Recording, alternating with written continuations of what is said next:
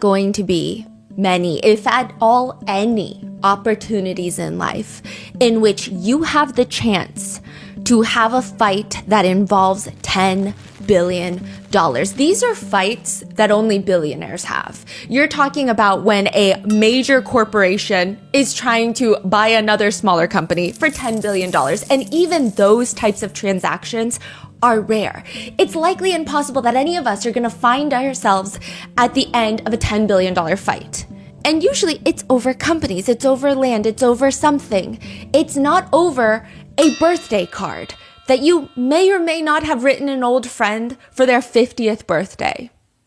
Slipped into page 165 out of a 200-something birthday book is this drawing of a silhouette of what is likely a woman's upper body. You can see the curves of the neck. There's no head. It's almost like a vase. And then the shoulders, there's no arms. You have these U-shaped little cups for the breasts and curves for the rest of the woman's body.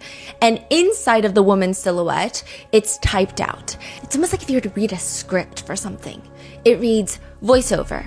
There must be more to life than having everything. And now it says, Donald. Yes, there is, but I won't tell you what it is. Jeffrey.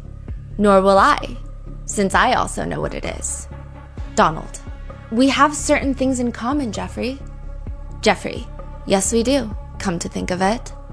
Donald. Enigmas never age. Have you noticed that? Jeffrey. As a matter of fact, it was clear to me the last time I saw you. Donald.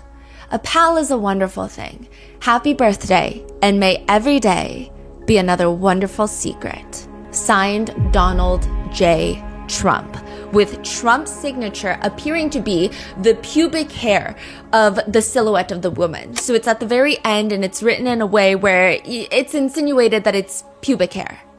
For this that has been made public, Donald Trump, the president, sues Wall Street Journal for $10 billion. He posts on Truth Social, the Wall Street Journal printed a fake letter supposedly to Epstein. These are not my words, not the way I talk, and also I don't draw pictures. I told Rupert Murdoch it was a scam and that he shouldn't print this fake story, but he did, and now I'm going to sue his ass off and that of his third-rate newspaper. There are close to 250 pages of this birthday book released to the public, and it feels like an evidence file. I don't know if it's the way that things are scanned, but it doesn't feel like an innocent ode to Epstein's 50th birthday. These are back from 2003, just to clarify, but it feels less like a birthday tribute and more of a, hey, maybe every single person in this book should probably just go to jail as a precaution. What is a birthday book? It was put together by Ghislaine Maxwell, who had reached out, and she said that Jeffrey Epstein also reached out to a bunch of his good friends, and they all contributed a letter or photographs or stories and memories that they wanted to share with Jeffrey Epstein that they've had with him. And she compiled it almost into this like scrapbook. So Ghislaine Maxwell did it as like a little birthday surprise? Yes. And there's a lot of big names in this book. And this book there's chapters in this book. There's contents in this book. There are chapters. Some of them are alarming. They just read children, girlfriends, scientist. It's a very alarming birthday book. These birthday cards were sent to Epstein before he pled guilty to any sex crimes, which is later in 2008. However, this is after Virginia Giuffre has been abused. This is after a lot of the victims say that was their time frame of the abuse. This is in the midst of when Epstein and Ghislaine are committing some of the most heinous trafficking crimes. And so everybody's wondering, maybe if we don't ever get a list, is this a list? Because these people, they are hanging around Jeffrey Epstein, they're hanging around Ghislaine Maxwell during the height of the trafficking crimes. And there's a lot of insinuations, there's a lot of different little hints to Jeffrey loves being around women. People are drawing some of the creepiest cartoons. They've included all of these inside jokes that all feel like they point to something just a lot darker. It feels like at least one person, if not a lot of people in this birthday book, knew what was happening with Epstein and Ghislaine and their sex trafficking ring.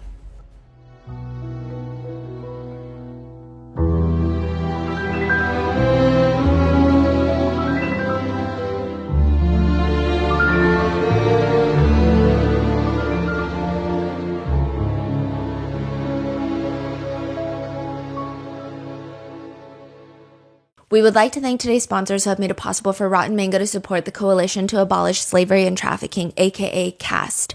They are the United States' largest provider of comprehensive direct services to survivors of trafficking. This episode's partnerships have also made it possible to support Rotten Mango's growing team. We'd also like to thank you guys for your continued support. As always, full show notes are available at rottenmangopodcast.com. This episode involves mentions of alleged DV, self-exit, CSA, trafficking. Please watch with caution. And this is part 2 of our coverage on everything that's been happening with Epstein and the Epstein files. I do want to be clear that the allegations mentioned in the video are not Rotten Mango's allegations specifically, but rather a retelling of the case details reported on by survivors like Virginia Giuffre. And additionally, all opinions, online sentiment, netizen comments are publicly available online records, and they're not a reflection of our own beliefs. That's not to say that we don't personally have an opinion on this case, but our opinion does not equate to fact. Please note, we are not accusing anyone of anything, and unless proven in the court of law in the United States, everybody is innocent until proven guilty. So with all of that in mind, I'm also going to leave a change.org petition in the description show notes and in the pinned comment, because a lot of the victims of Epstein and Ghislaine Maxwell, they have created a change.org petition because a lot of people in politics right now are arguing, well, we don't want to release the files because we don't want to risk any of the identities of the victims, or like we don't want to re-traumatize them. We don't want them to go through that. And the victims are standing up to say, no, we do. We survived this and we want this to be made public.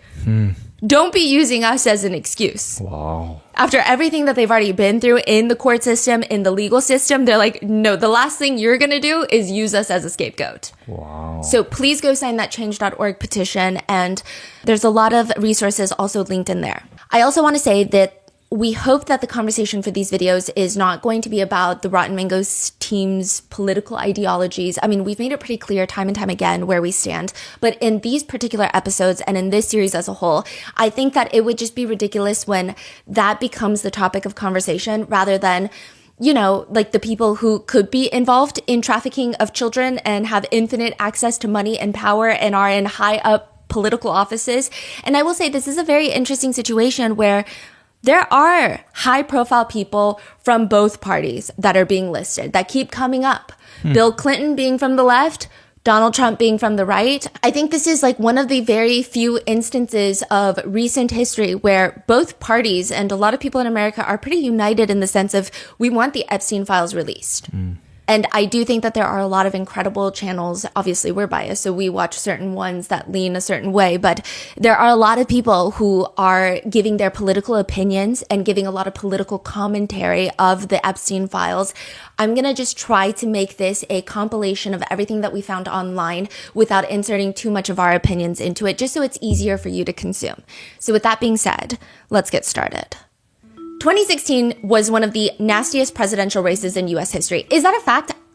Probably not. I don't know, but it was really dirty. I mean, there is no other way to put it. The race between Donald Trump and Hillary Clinton was essentially a shit-slinging contest where everybody ends up covered in shit, including all of the Americans witnessing it. And we just had to walk around with shit on our noses while the whole world is watching us. It was the most ridiculous race of all time. At Trump rallies during the 2016 race, thousands of Trump supporters are screaming, "Lock her up," about a presidential candidate in regards to Hillary Clinton. There are reports that some people would leave their brains at home and come to rallies wearing Trump that bitch t-shirts, which, like, you can have your opinions about Hillary Clinton, okay, regardless of which side of the aisle you choose to die on. It's just not really a spectacular choice of attire in the name of fashion. There is a lot of discourse to be had with people, and again, not noting all of the political ideologies, but both candidates were incredibly polarizing people. Yet they were just polarizing and very much hated by the opposition. However, Hillary Clinton was hated for being a woman on top of everything else she was already hated for. Whereas Donald Trump, he was hated for all the things he was hated for, but he wasn't hated for being a man. Of course, Trump does not make this easier for Hillary Clinton. At the time, there was this huge discussion of misogyny, which I do think that that's a pretty soft word to put to this, but there, at one point, Trump retweets a post And that post reads, if Clinton can't satisfy her husband, what makes her think she can satisfy America? He did later delete it, but now in 2025, people are thinking back to this moment, and it's starting to feel a little bit different. Because the new conspiracy theory in America, or joke if you will, is that Donald Trump and Bill Clinton were having a salacious affair that Jeffrey Epstein knew about. In the US, we like to make little acronyms for things. Perhaps it makes things sound more approachable. Instead of saying the Supreme Court of the United States, we say SCOTUS, or FLOTUS for the First Lady of the United States, or POTUS for the President of the US. It sounds softer. Rather than saying, this is a really old man with the nuclear codes. It sounds more approachable, shorter, POTUS, right? A new acronym has now entered the conversation. THROTUS. It is a play on POTUS and throat, because the new conversation is that Donald Trump gave throatus to former President Bill Clinton. Joke meaning that it's probably untrue. It probably is in bad taste, potentially. I'm also not saying that this happened, and I'm definitely not here defaming the most powerful people in the country because that would be unhinged behavior. There is an email that has been released by the House Oversight Committee between Mark Epstein and Jeffrey Epstein. Jeffrey Epstein has a brother named Mark. Mark is emailing Jeffrey Epstein in 2018. So this is 1 year before Jeffrey Epstein dies. How are you doing? A while back, you mentioned that you were pre-diabetic. Has anything changed about that? What is your boy Donald up to now? At this point, it's 2018, so this is during Donald Trump's first presidential term. Epstein responds, all good, Bannon with me. So Steve Bannon is going to be a name that comes up very frequently during all of these Epstein files if you're starting to get into sorting through them. Steve Bannon was Trump's former chief strategist. He later had a falling out with Trump briefly. At one point, Trump does start calling Steve Bannon Sloppy Steve. I think they're buddy-buddy again. It's unclear. I feel like there's a lot of hot and cold in the administration, so I can't even tell you how someone feels about another party. Steve Bannon was in jail for a good 4 minutes also. A lot of these people have been in jail. 4 months, but same thing, 4 minutes, 4 months. Something notable is that January 5th, Steve Bannon goes on a podcast and he says, Wait, quote, January 5th of this year? No, Oh. January 5th. He goes on a podcast and he says, all hell is going to break loose tomorrow. tomorrow is January 6th. Oh. The comment leads Bannon to be subpoenaed during the investigation into the January 6th insurrection. Bannon shows up and is like, hey, so I don't have to tell you guys anything. And the long story, short story version is that Congress is not having it. They throw him in jail for contempt. When he starts serving his sentence, he dramatically calls himself a political prisoner, quote, but I am proud of going to prison. Oh, so that's what the 4 minutes is for. Yeah, for the 4 months. And also he's proud of it. But at the same time, it has been reported that he was calling every single political connection that he could get on the line to try and shorten his sentence, and asking everyone is probably a gross exaggeration, but I'm sure he asked a lot of people. After 4 months, he walks out of there as if he had just gone to war. And he states publicly, the 4 months in federal prison, not only did it not break me, it empowered me. I am more energized and more focused than I've ever been in my life. So there is also a book called The Devil's Bargain, and on the cover of it is Trump and Steve Bannon. And in my personal opinion, the cover of the book looks like two best friends in a room and they might kiss. The important takeaway of this is not the perceived sexual tension between Steve Bannon and Donald Trump. It is that Steve Bannon was a huge, huge reason on probably why Trump was successful in his 2016 run to the White House. That's how a lot of people feel. Steve Bannon has always been a pivotal part of Trump's official and unofficial team, and he's seemingly very, very close with Epstein up until his death, even in the years leading to his arrest. There's emails from 2018 that indicate that Epstein was with Steve Bannon during that time. Epstein responds to his brother in this email about this pre-diabetic condition, and he writes, all good, Bannon with me. Mark Epstein responds, ask him if Putin has the photos of Trump blowing Bubba. Who is Bubba? A Reddit post from 12 years ago, pre-Epstein becoming public era, a Reddit post reads, why is Bill Clinton's nickname Bubba? The top response to the post is, everyone in Arkansas is nicknamed Bubba. A more thorough response reads, Bubba was a nickname given by his Republican rivals, and it's often associated with, quote, white trash of the South. They thought they could belittle him by saying that he was an undereducated, trashy person, but it backfired ultimately. Mark Epstein, Jeffrey Epstein's brother, has now come out to state that Bubba is not Bill Clinton, but nobody really believes him. So who's Bubba? He doesn't say. He doesn't say, to the point where people start speculating that perhaps Bubba is a horse that Ghislaine Maxwell had. There is no indication that she did have a horse named Bubba, but that would also be, I don't know which one's worse, actually. So I don't know if, which hypothetical situation would be the worst of our imagination. The email reads, ask Putin. Yes, ask Bannon to ask Vladimir Putin if Putin has a picture of Donald Trump going down on Bubba.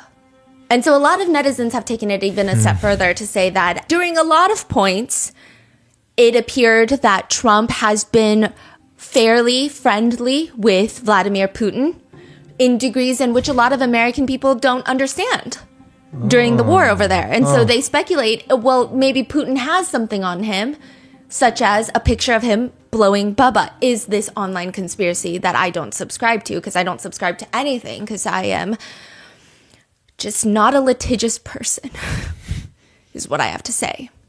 But nobody believes any of this. Nobody believes Mark Epstein. Nobody cares if it's not the truth, because they think it's funnier if it is the truth. The comments now read, this was Trump's first taste of the presidency. Another comment reads, it was never Monica Lewinsky under that desk. But is the country really melting their frontal lobes because of a likely joking email referencing two presidents? Because it's likely, even if there is a picture, perhaps it's edited. Perhaps it's a photograph of a painting. Perhaps it's not what we think it is, right? Are we really having a meltdown over this? Well, there's a lot more to it, a lot more. Like how for Epstein's 50th birthday party, both Trump and Clinton are rumored to have submitted their letters for Epstein, wishing him the happiest half-century of life. There's not a lot of ways to make a birthday present feel ominous or creepy, but this birthday book feels like evidence. I wish I could go page by page with you, because every page that we were studying, the RM team and I, we felt like we could spend a day deep diving into every single page in this behemoth of a birthday card. Just send a gift card next time.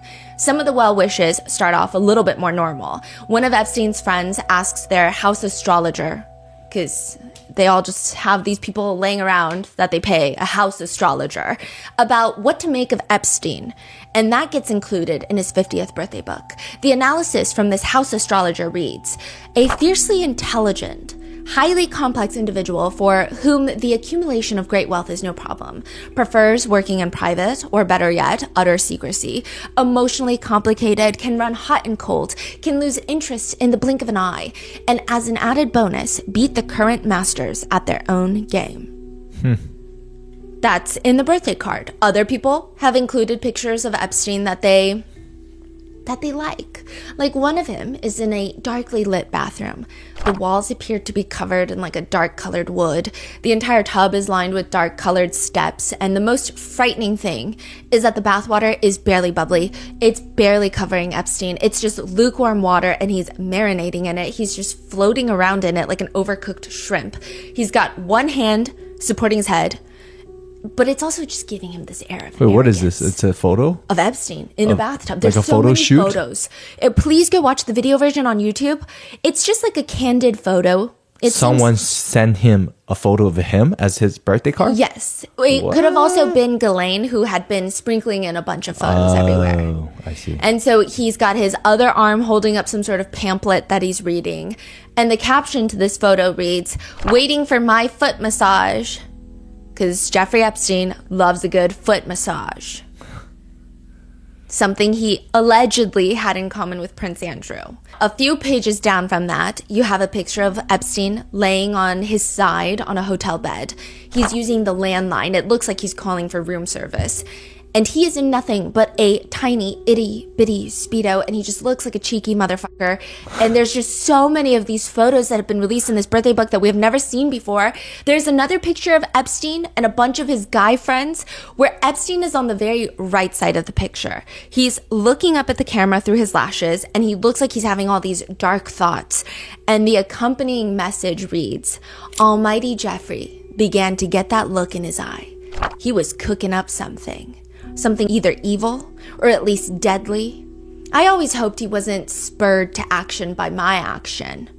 The unforgivable, immortal sin of getting married." So this is a picture of Jeffrey Epstein at his friend's wedding, and he looks pissed off and he looks annoyed.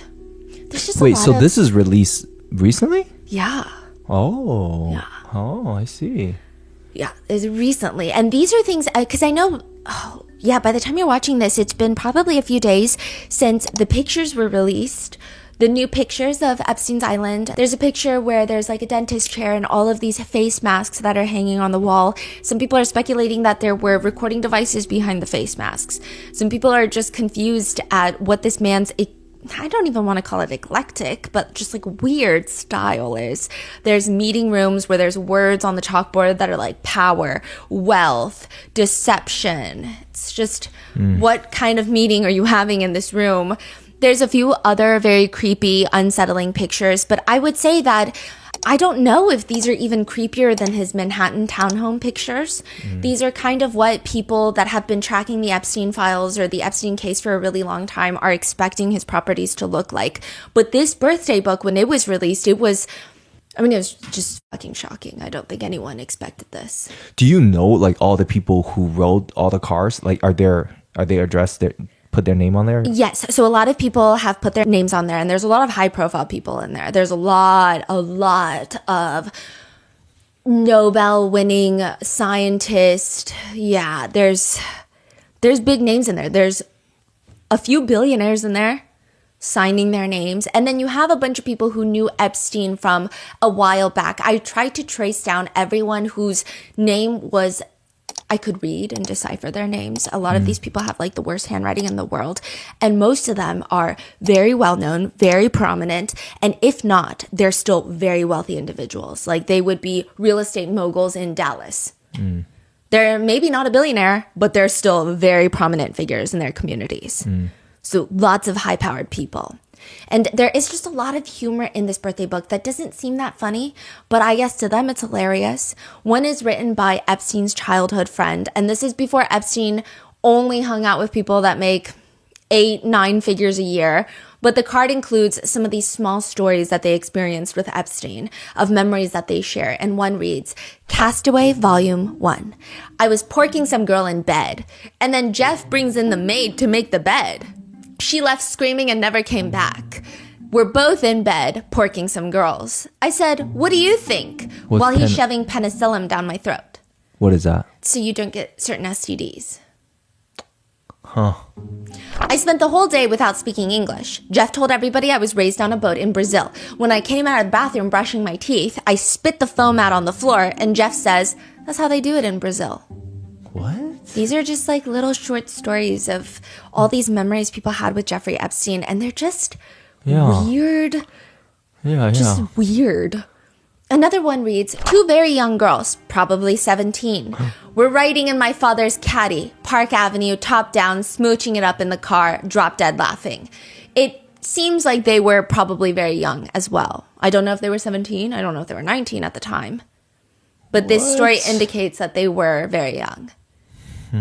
Another friend of Epstein writes a letter reminiscing about the good old days, if you will, and they write, "Stories of chronic UTIs, prostate massage, orgies, ice skating in Prospect Park with Terry and me and Warren with scarves on our heads so we could skate during couples-only music."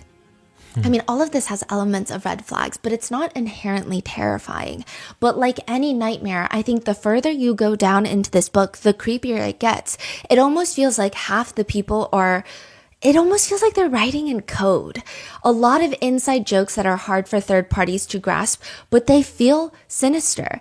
And some of the more terrifying pictures come from around page 114. Epstein has a what appears to be like a woman's stocking over his head. So it's pretty see-through, but it's kind of smushing his facial features together. But you can see his face, and he's holding a gun, or what appears to be a gun, in his hand.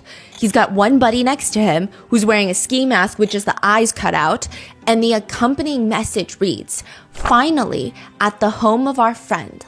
Let's call him Mr. Brown. Jeffrey unveiled his plan. To some, it may have seemed to get rich quick scheme, but to me, it was pure genius. Rob and kill was the name of the plan. The first victim, redacted. So this is redacted before it's released. I'm assuming it's a victim's name. The first victim to be attacked and brutally plundered. Parentheses. Would she want more than that? What is wrong with these people? What is going on here? On the boardwalk in Venice Beach, broad daylight, the dastardly thieves were never caught. And then they write in the next paragraph, I retired from, quote, the life, but I recently read an article in New York which led me to believe that my old friend, Mr. E, had continued on and become an industry leader. An industry leader in the kill and get rich quick scheme that they were just referencing? Rob and kill is the name of the plan? Then another letter goes all the way back to when Epstein was born. The letterhead reads, from Johnny Boy Kafka.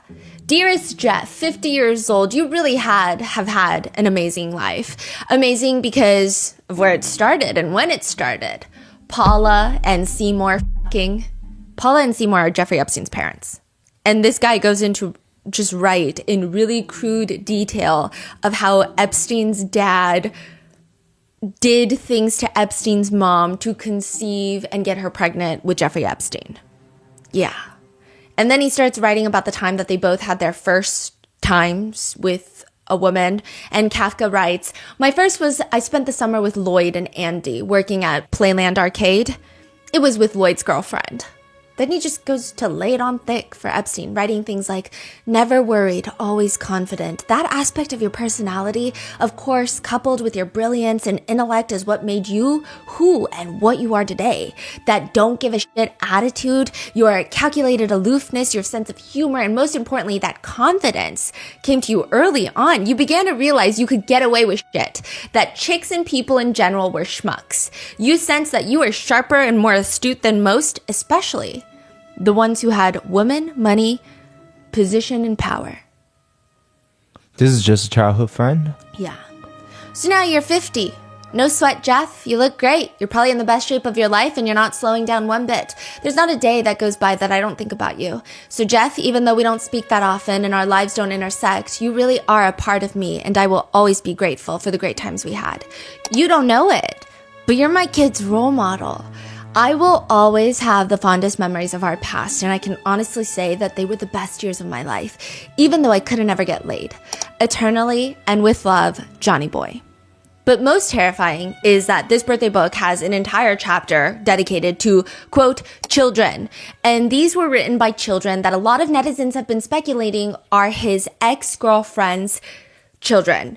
Ex-girlfriend being somebody that is now probably worth like billions of dollars. So I don't even think we should name them because there's no way to prove that these are their children. Their faces are blocked out, but there is writing that seems like the children are writing things like Uncle F, and it has been stated in a lot of documents that the children of his ex-girlfriend, please go watch the last episode, they would call him Uncle F. So Jeff, but without the J. But there are a lot of pictures. There's a whole page of a child that's probably under 10, and she's playing the piano. She's posing in her pajamas. I mean, it's hard to tell if there's anything sinister about the pictures. I don't think that there are, because, you know, there are necessary redactions being made. I don't think anything is inherently terrifying, except the fact that these are for Jeffrey Epstein. I just can't imagine gifting someone pictures of my child for their 50th birthday, unless it's a relative, which even then, I feel like my relatives would say, hey, thanks, I love your kids, but can I get a gift card instead? Like, I don't really care for these pictures like that.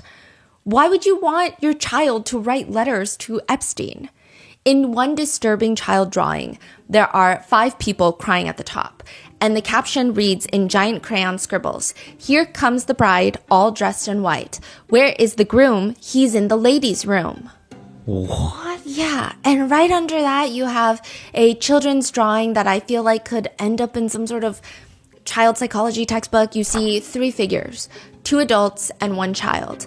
The 2 adults look like they're about to dance. They're facing each other. The adult on the left has the shadow of another child inside of them. So is this person pregnant? They eat the child? I don't know. I mean, this is, I guess, artistic expression. It's up for interpretation. And then you have a small child dancing in between them. And then in another hand-drawn picture, which appears to be done by crayons, it's unclear if this was done by a child or an adult. You see an adult playing a grand piano, like a Steinway perhaps.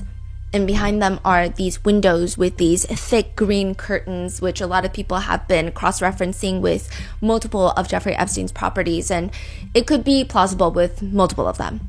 There are rows and rows of these plush-looking pink chairs, almost like the ones that you would see at like a wedding banquet. And they're all lined up with what appears to be other adults sitting on those chairs watching the pianist. But at the feet of the piano on the ground, there is a little child just laying on the ground. The card with it reads, "Jeffrey, look at this drawing. Picture the scene without the audience. The girl sleeping on the floor, I believe, had shorter hair then. Does it bring you back memories?" That is creepy. Wow. Yeah. Because I also feel like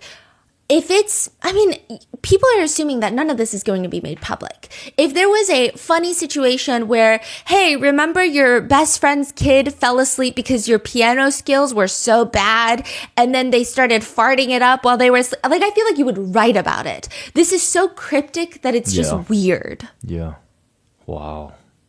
Throughout the entirety of this so-called birthday book, that again just feels like it belongs in an evidence bag sealed, there are, well, probably unsealed for the public, but there are many references to Epstein and his many girls, with one even including a New Yorker-esque cartoon that says, "I've done a lot of soul searching, and I've come to the conclusion that I should be thinking less about money and more about naked women and biomathematical research."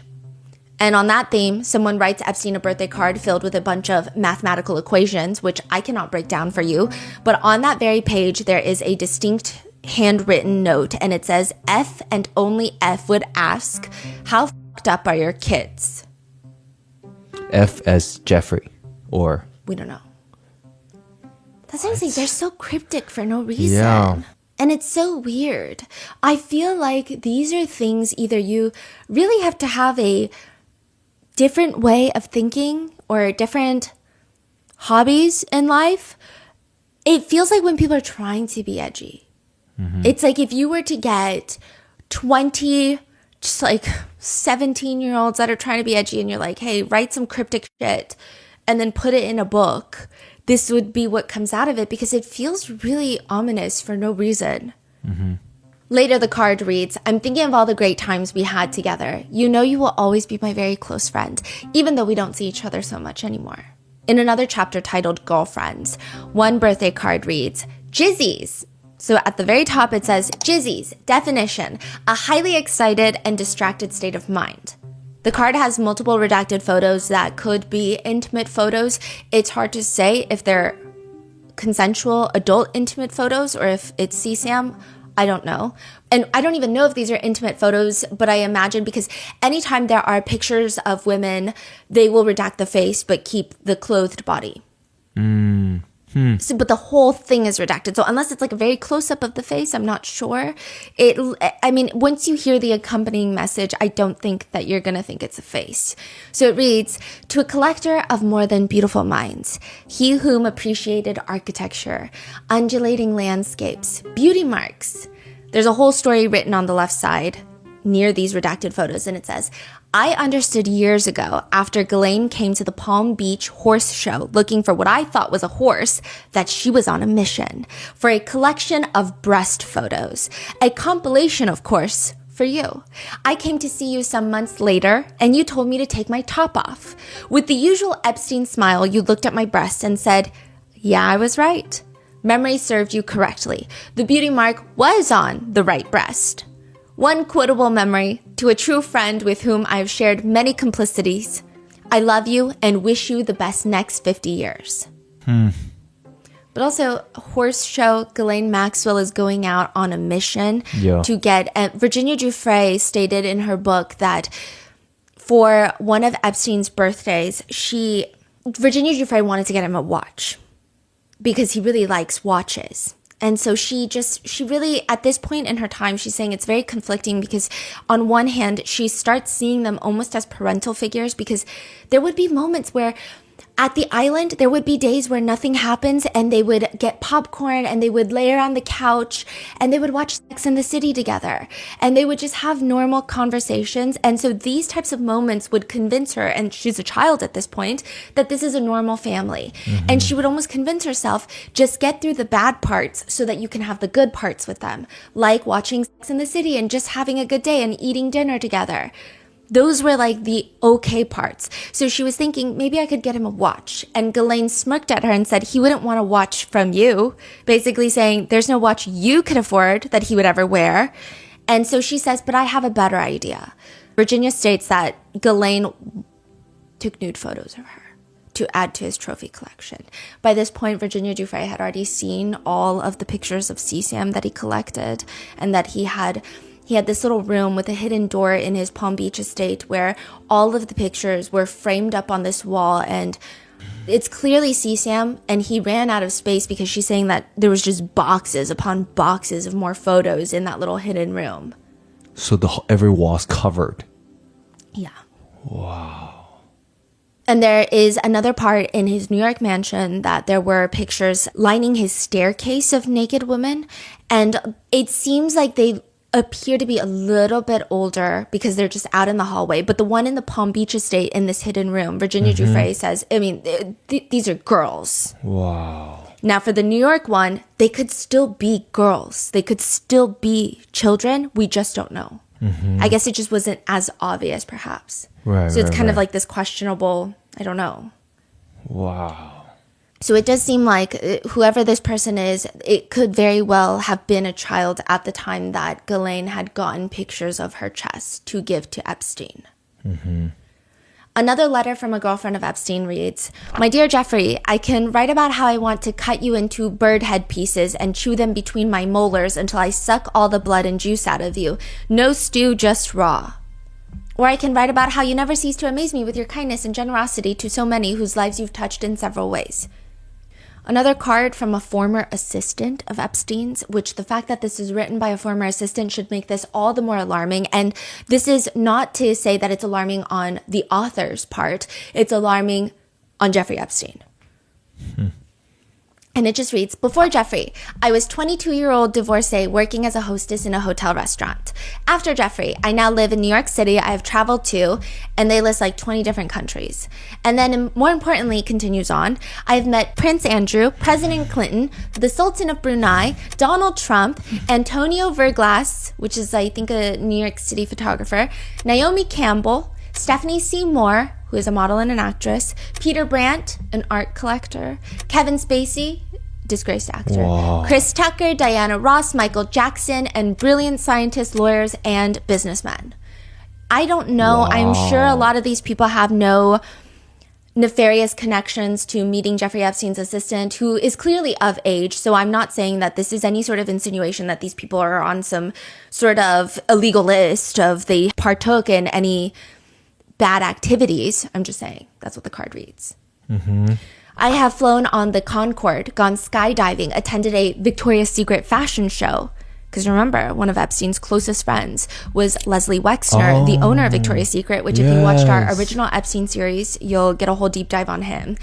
And they continue to write, "Seen the private quarters of Buckingham Palace, sat on the Queen of England's throne, rode on a racetrack with Max Pepys," I think he's a driver, "learned countless skills. Jeffrey, there are no words to describe how much I appreciate and admire you. I believe you are the most extraordinary person I've ever met and can't believe how lucky I am to have become part of your life. What you have shown and taught me in 1 year is more than most people experience in a lifetime. What else can I say but..." And then there's a ton of redacted photos, but after that line, "what else can I say but," there's a picture of Epstein and her walking side by side in New York City, and his hand is like fully inside of her jeans on her butt. What? And this is supposed to be a former assistant, so That is, wow. And it reads at the end, "Thank you." After the birthday book is released, the fallout is instant for some people. In London, the ambassador to the United States, so this is a UK politician for the Labour Party that is the US ambassador, Peter Mandelson, is under fire. The Foreign Office Minister in the UK is debating what to do about Peter. And finally, the judgment does come down. The Foreign Office Minister in the UK releases a statement. In light of the additional information in the emails written by Peter Mandelson, the Prime Minister has asked the Foreign Secretary to withdraw him as ambassador to the United States. They're saying that Peter Mandelson was getting too cozy in the United States. Perhaps way too cozy that he befriended Jeffrey Epstein. What did he do? What did he write? There's a lot of friendly emails between the two of them, allegedly.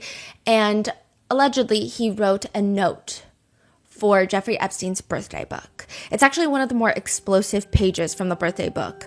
The first page reads, "Once upon a time, an intelligent, sharp-witted man they call, quote, mysterious, parachuted into my life." And it's a picture of Epstein parachuting. Like photoshopped? No, like a real photo of him parachuting. You would spend many hours just waiting for him to turn up. And there's a picture of Peter Mandelson just looking out the window, waiting for Epstein, I guess. It's like a storybook. And then another caption, "And often, no sooner were you getting used to having him around, you would suddenly be alone again. He would leave you alone with interesting friends to entertain instead, or just some dogs to keep you company, although he wasn't always so keen on them." There's pictures of Peter and Epstein on Epstein's island, with the story continuing. But then he would parachute back in very occasionally, taking you by surprise in some far-off places, or in one of his glorious houses he likes to share with his friends. Yum, yum. I don't know what yum yum means, but the most damning part of this birthday card from Peter Mandelson is a picture of Peter and Epstein on Epstein's porch, or it appears to be Epstein's porch. Peter is in a white bathrobe, listening to Epstein talking with a giant smile on his face, and Epstein is fully clothed, leaning forward, just yapping away. So these are all very powerful people, right? Yes. He's clearly very powerful. Yes. But they talk about him in these letters like they're trying to suck up to him. Yeah. They're like looking up to this guy, like, you parachuted into my life and And I changed wait my for life. you. Yes. And you vanish, and you leave me. Exactly. That is so alarming. And there's an air of secrecy in all of these letters. It's weird. It's like, what do you mean interesting friends? Who is he leaving you with? And clearly, I mean, he's rich. None of these people needs money. No. I mean, some of these people that wrote cards to him Yeah. are richer than him. Exactly. And they're high political Yes. power people, but they still talk to him in this manner, which is crazy. Yeah. The political fallout is pretty instant for Peter Mandelson, but also for others like Alexander Acosta. At this point, it is safe to assume that there are 10 people that just run around from every freaking state and every city, and they hold all the power and they circulate amongst themselves. Because yes, while the release documents are very extensive, the list of names that are associated or somehow associated, nefarious or not, connected to Epstein, that list is long, yes. But still, the same names keep coming up over and over and over again. And Alexander Acosta is one of them. And listen, there is not much that I can say about Alexander Acosta other than the fact that there are a lot of netizens that write, you know, when someone just looks guilty, that's what we have to say about Alexander Acosta. What is he guilty of? Some would say of having a criminal hairline. But that sounds a little mean, so I'm not the one saying it, but I'm just saying his hairline is kind of wacky.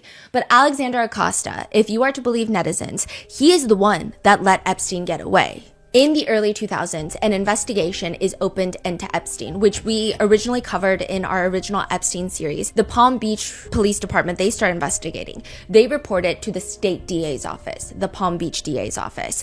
By that point, they have several underage victims who state similar things happened to them, that they were recruited by their friends in high school. Do you remember she was found with like $300 in her bag? It was a whole thing. Now, the case goes to prosecutor Lana Bello-Havoc, who holds a grand jury proceeding in 2006. And she's going to indict Epstein, or at least that's the whole point of a grand jury proceeding, is to see if you can indict somebody. This is the state case. Lana Bello-Havoc, she works for the Palm Beach County State Attorney's Office. She takes this to the grand jury. She brings in 2 alleged underage victims of Epstein, and for 4 hours, these victims are telling the grand jury everything that happened, And the prosecutor is supposed to show the grand jury, look at the crimes, look at the impact of the crimes. Do you believe these victims? Because I do. So we should go ahead and indict this individual. That's the whole purpose of the prosecutor. That's like their one mission. One attorney for the victim later comes out to say they basically tanked their own case. It was atrocious the way they handled it.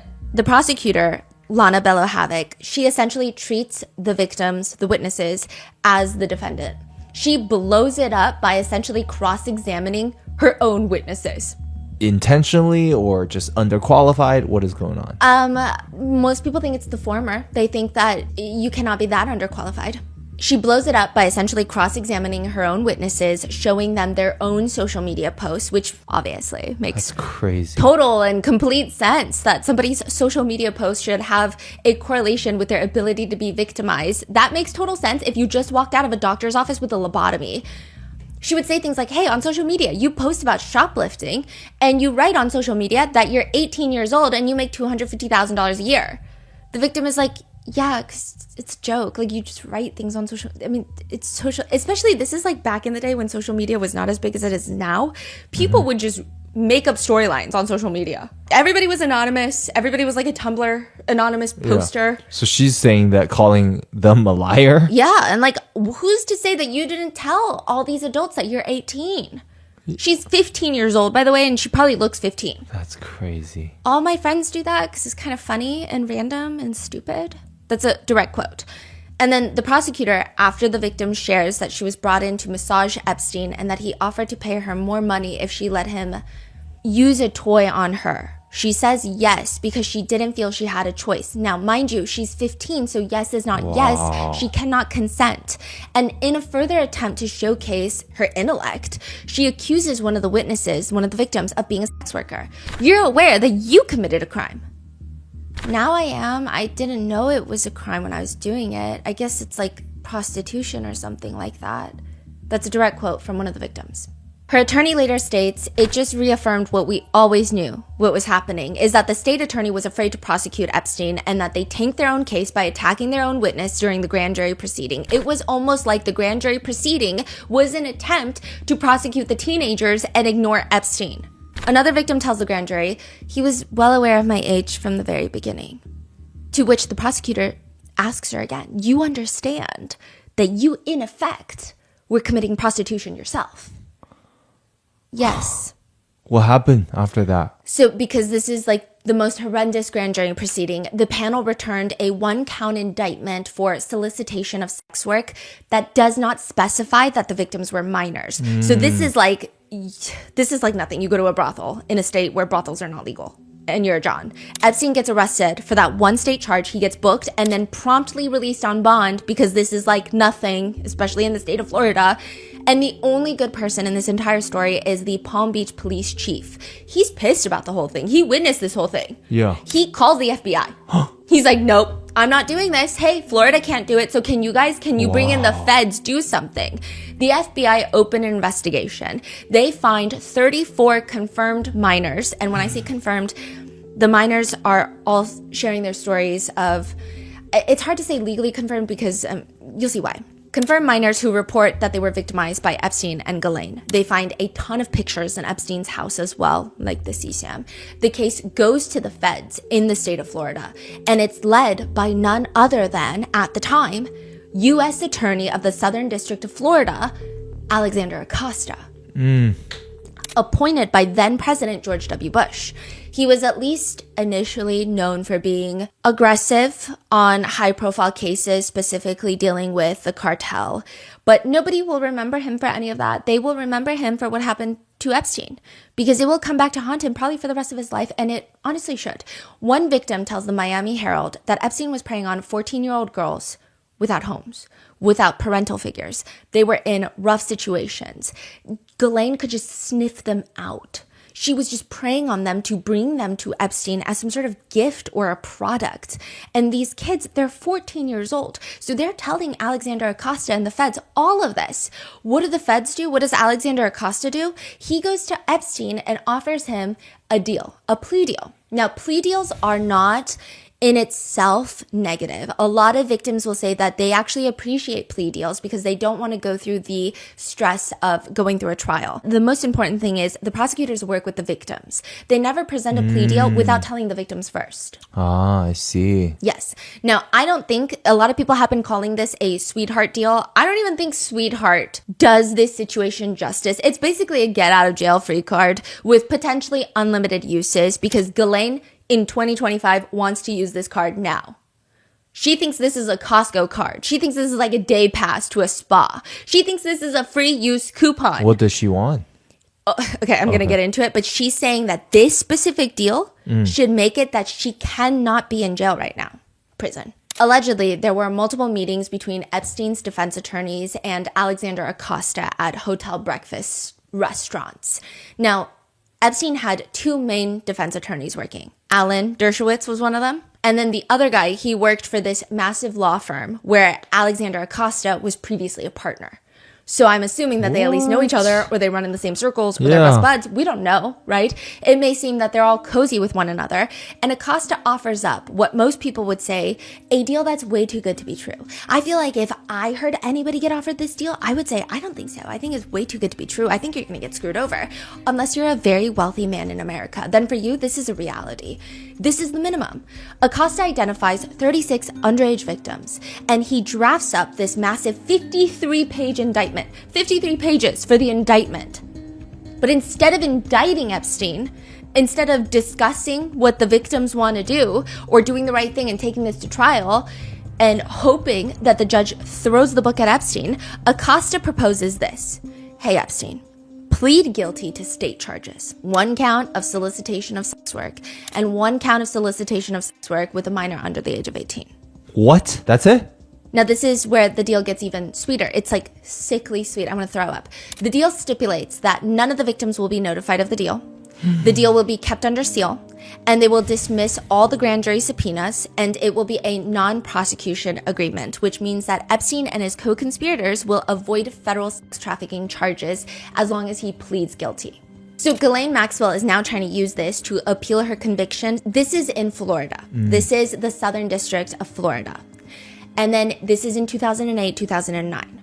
Now, in 2019, Epstein is arrested in the Southern District of New York by a prosecutor that we know, Maureen Comey, that was working on the Sean Combs case, but now has been fired, all still connected to the Epstein case. Trump famously hates her father, and some people think that the timing of her being fired after she primarily worked on Epstein and Ghislaine Maxwell's case is odd. That's not what I'm saying. I'm just saying that's what people are saying. So Maureen Comey, they get Jeffrey Epstein in the Southern District of New York. Then they get Ghislaine Maxwell in the Southern District of New York. Epstein dies before he goes to trial. Ghislaine Maxwell is convicted and she's thrown into prison. Now Ghislaine is saying, hey, I'm actually part of Jeffrey Epstein's 2009 non-prosecution agreement, which means I can avoid federal trafficking charges. She's trying to argue it doesn't matter that it's not the district I was charged in.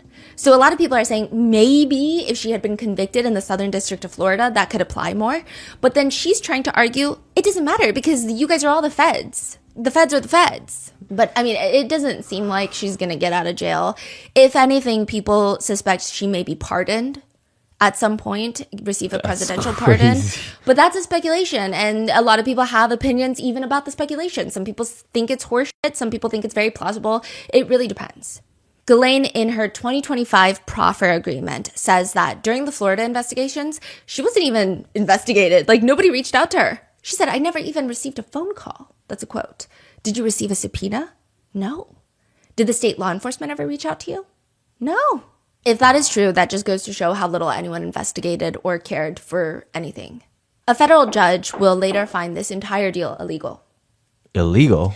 Illegal in the sense because Acosta did not consult the victims before agreeing to this.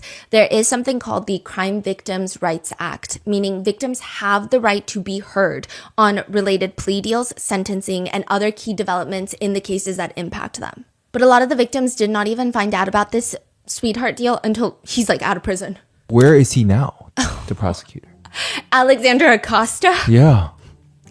He was in the White House. This is in 2008, 2009.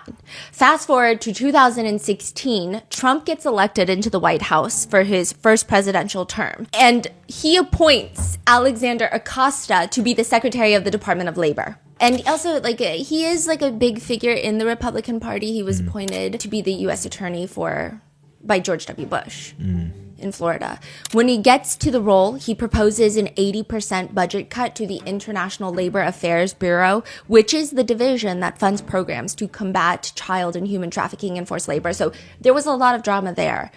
In 2019, Acosta is questioned about giving the world's most unheard of deal to Epstein, in which he says, I wanted to help the victims. So many of the victims have come forward to say, hey, so we are so traumatized by that deal. Genuinely so traumatized because nobody consulted us. We lived in fear for the rest of our lives. He got off with a slap on his wrist, and most likely he was victimizing new girls afterwards. So they're like, that was the most terrifying thing of our lives. But Acosta is like, no, I was helping the victims. That's why we intervened. And that's what the prosecutors of my office did. They insisted that he go to jail and put the world on notice that he was and is a sexual predator. He said that if they went to trial, it would have been a roll of the dice because back then things were different. Quote, today we know a lot more about how victims' trauma impacts their testimony. Our juries are more accepting of contradictory statements, understanding that trauma-impacted memories work differently. And today, our judges do not allow victim shaming by defense attorneys. Which that is not true. He also tries to use the victims as scapegoats, saying that they were refusing to testify, and some of them were even exonerating Epstein. She talks about the victims being scared and traumatized, refusing to testify, and how some victims actually exonerated Epstein. He goes on to shift the blame to the state attorneys, saying, and this is a personal opinion here, but both of them could just spar it out in an arena. I could not care less. But the former state attorney is like, no, it's you. Okay, more or less, he accuses Acosta of trying to rewrite history. And he says, no matter how my office resolved the state charges, the U.S. Attorney's Office always had the ability to file its own federal charges. If Mr. Acosta was truly concerned with the state's case and felt he had to rescue the matter, he would have moved forward with the 53-page indictment that his own office drafted. Which, I don't know why you're on a high horse. You guys are both, in my opinion, idiots. Acosta then tries to argue, I gave him the plea deal because I didn't think that the trial, it would have been risky. But he says, that work release program where for 13 months he had work release, so he was basically not in prison? That was BS. That's what Acosta says. And so this work release was complete BS. And I've been on record as far back as 2011 saying that it was not what was bargained for and it was not what we expected. Look, no regrets is a very hard question. And so you always look back and you say, what if? We did what we did because we wanted to see Epstein go to jail. He needed to go to jail. And that was the focus. A lawyer for one of the victims has come forward to say, unbelievable, ignoring the facts of what actually occurred 12 years ago, doing his best to put a good light on a bad deal. It's been reported that Acosta has privately reached out to political allies for PR help about this whole debacle. And in another statement, Trump states about Acosta. And what I do know is that he's been a really great Secretary of Labor. The rest of it we'll have to look at. We'll have to look at it very carefully. But the scandal becomes so bad that Acosta is more or less forced to resign. And Trump says, quote, I feel very badly, actually, for Secretary Acosta because I've known him as being somebody that works so hard and has done such a good job. I feel very badly about that whole situation. He felt the constant drumbeat of press about a prosecution which took place under his watch more than 12 years ago was bad for the administration, which he so strongly believes in, and he graciously tendered his resignation. That was him, not me. Trump says Acosta will always be a great, great secretary, tremendous talent. He went to Harvard, a great student.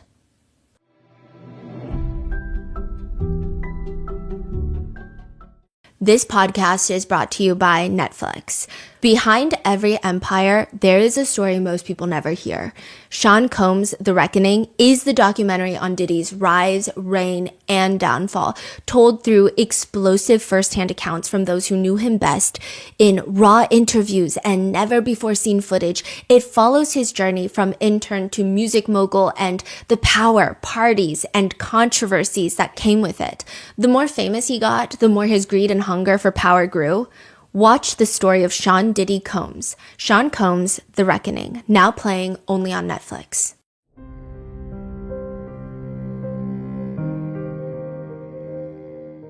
Decision fatigue can get so real. I remember when we were first starting our small business, I first heard the phrase decision fatigue, and suddenly I just had the exact phrase to describe the most persistent feeling I was getting. Every small decision fell on our shoulders as small business owners, and it just got very discouraging. Thankfully, we had Shopify. Decision fatigue can be the worst as a small business owner, but the commerce platform Shopify can help in a very big way. Shopify's point of sale system brings together in-store and online operations across up to 1,000 locations. Endless aisle, ship to customer, buy online, pickup in store. It's all made simpler for shoppers and helps staff have the tools to close the sale. Plus, a report from EY found that businesses on Shopify POS saw 22% better total cost of ownership. Although our first small business was for Grandpa Mingo's limited edition artwork, we have a project in the works that will alone demonstrate just how great Shopify is for small business owners and for small business shoppers. Get all the big stuff for your small business right now with Shopify. Sign up for your $1 per month trial and start selling today at shopify.com/rotten. Go to shopify.com/rotten. Shopify.com/rotten.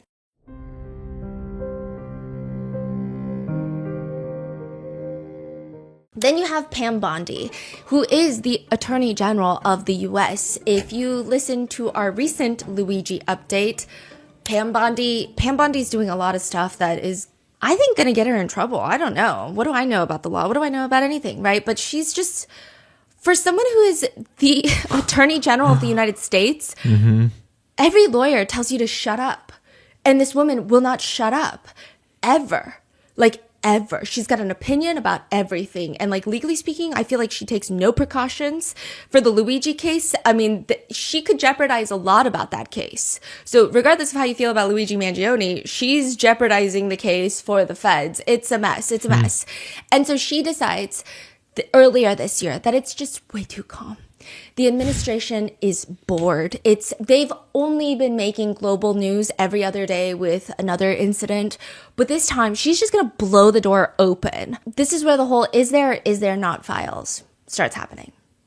Oh, it's from her. Yes. So at one point, Pam Bondi, the Attorney General of the United States, states, and she says, so yeah, I've got like the entire Epstein file sitting on my desk right now, just waiting to be released to the public. She says that she has gained possession of the Epstein files and, quote, it's sitting on my desk right now to review. That's been a directive by President Trump. It's sitting on my desk right now to review. That's been a directive by President Trump. In another interview later, she tells reporters, breaking news, you're going to see some Epstein information being released. What kind? A lot of flight logs, a lot of names, a lot of information. Then in another report, she says, there are tens of thousands of videos of Epstein with children. Or CSAM. Also, to the tens of thousands of video, they turned out to be child porn downloaded by that disgusting Jeffrey Epstein. Child porn is what they were. Never going to be released, never going to see the light of day. And then nothing is getting released. Tens of thousands? Yes. So this is where I think that this was a very objectively dumb thing to do. I don't know how else to say it. The Epstein files has always been a huge MAGA talking point. Trump used it a lot during his presidential races, even this one, to say that the Democrats are covering up for predators like Epstein. They won't release the files. They're hiding things. And Bill Clinton's name has always largely been attached to Epstein in some way, shape, or form since this case started gaining traction. So there has been a lot of, and Clinton is clearly a Democrat, so the right has kind of spun it in a way of like, this is a Democrat issue. He is connected to a lot of Democrats. He's friendly with a lot of Democrats. And even up until until his death, he was friendly with a lot of high-powered Democrats. He donated to a lot of Democratic causes. I don't think that Epstein was politically aligned to anyone. I think Epstein was aligned with Epstein. I think when you read his emails, he switches up his tone depending on who he's talking to. He can be Republican one day, he can be Democratic the next day. It's whatever benefits Epstein. However, it does seem that he leans a little more left. He's never been like a strong Republican. He's never had a lot of Republican friends. And that might just be that Ghislaine Maxwell just has more connections to the party on the left, right? It's always been like a MAGA thing to release the files, drain the swamp, clean the swamp. And Pam Bondi is like, I got all the files. So of course their own MAGA base is like, then do what you said you were going to do.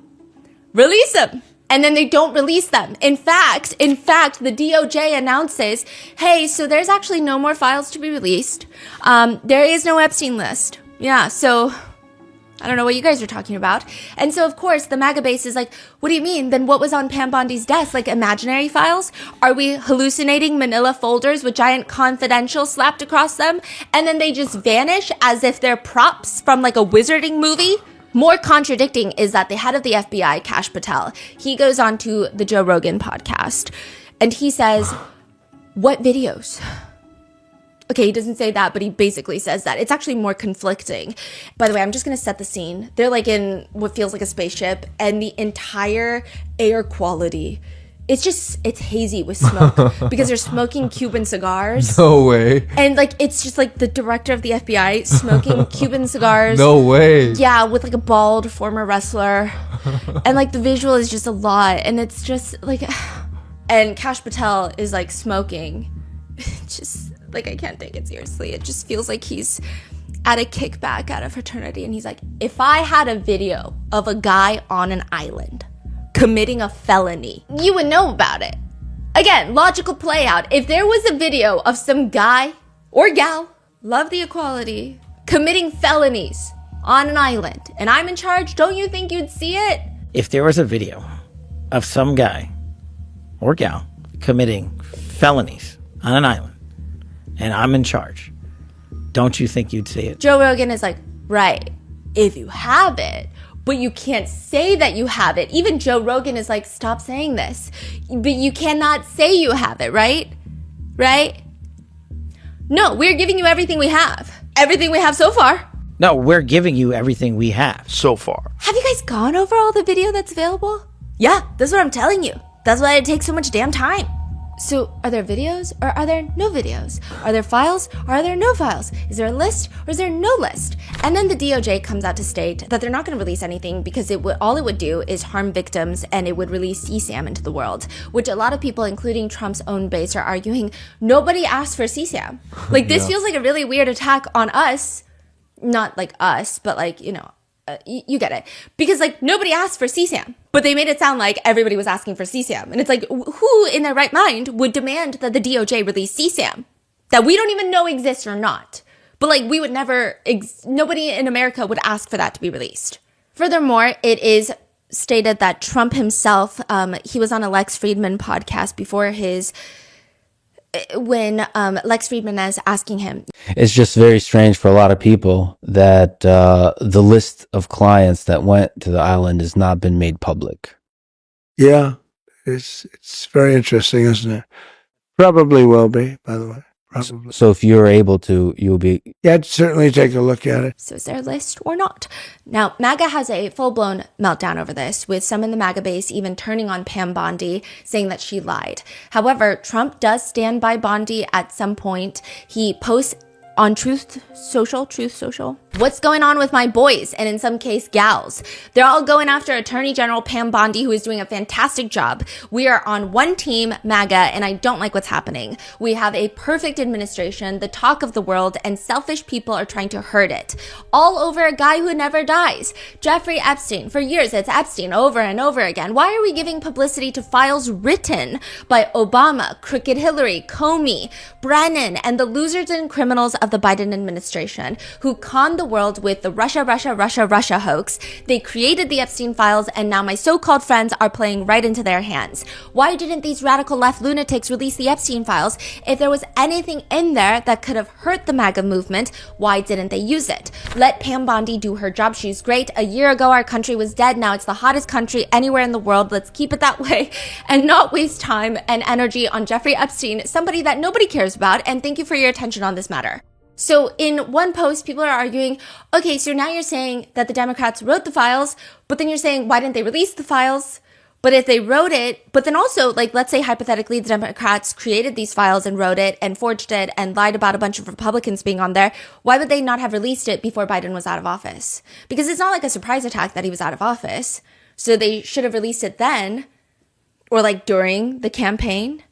During the presidential race, they should have released it. So there has been argument about that.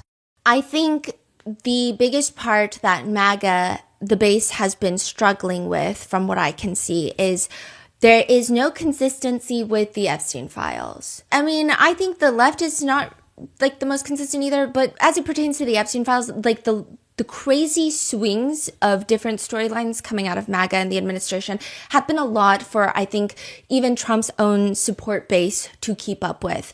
So it's like, before they get into office, we're going to drain the swamp, we're going to release the files, the left are crooked. They get into office and it's like, why do y'all keep talking about Jeffrey Epstein?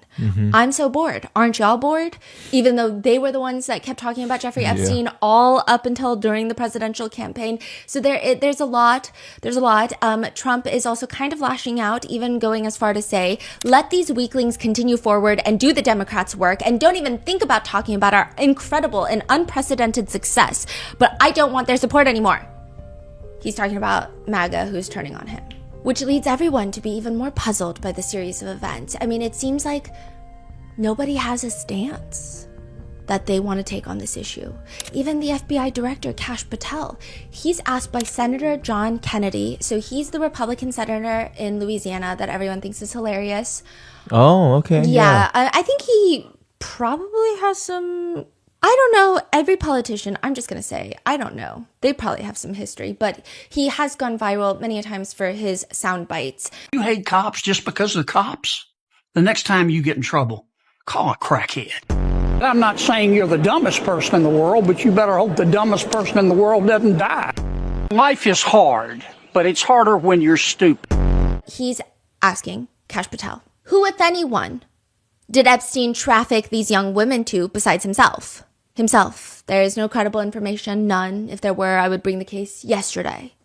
And then Senator John Kennedy is like, are these files going to be released before I die? Because he's from Louisiana. And that went viral. Are you going to release all the information about that? I think in the near future, sir. Like before I die? And then he's like, yeah, if there's files to be released, I'm going to release them. And everyone says Kash Patel looks like he was recreationally, potentially, maybe it's a prescription. He looks like he has an itchy nose. Yeah. Okay. I don't know. But he tells Senator John Kennedy that he believes that Epstein self-exited at MDC Metropolitan. And that is not what he had previously said. Previously, Kash Patel said that something not adding up about Epstein's death. So it seems like even about Epstein's death, they're like, this is weird.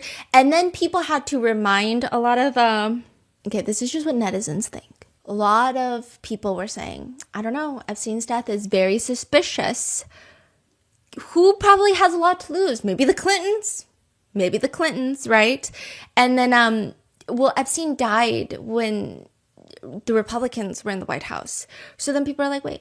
So then Kash Patel is like, maybe he did self-exit.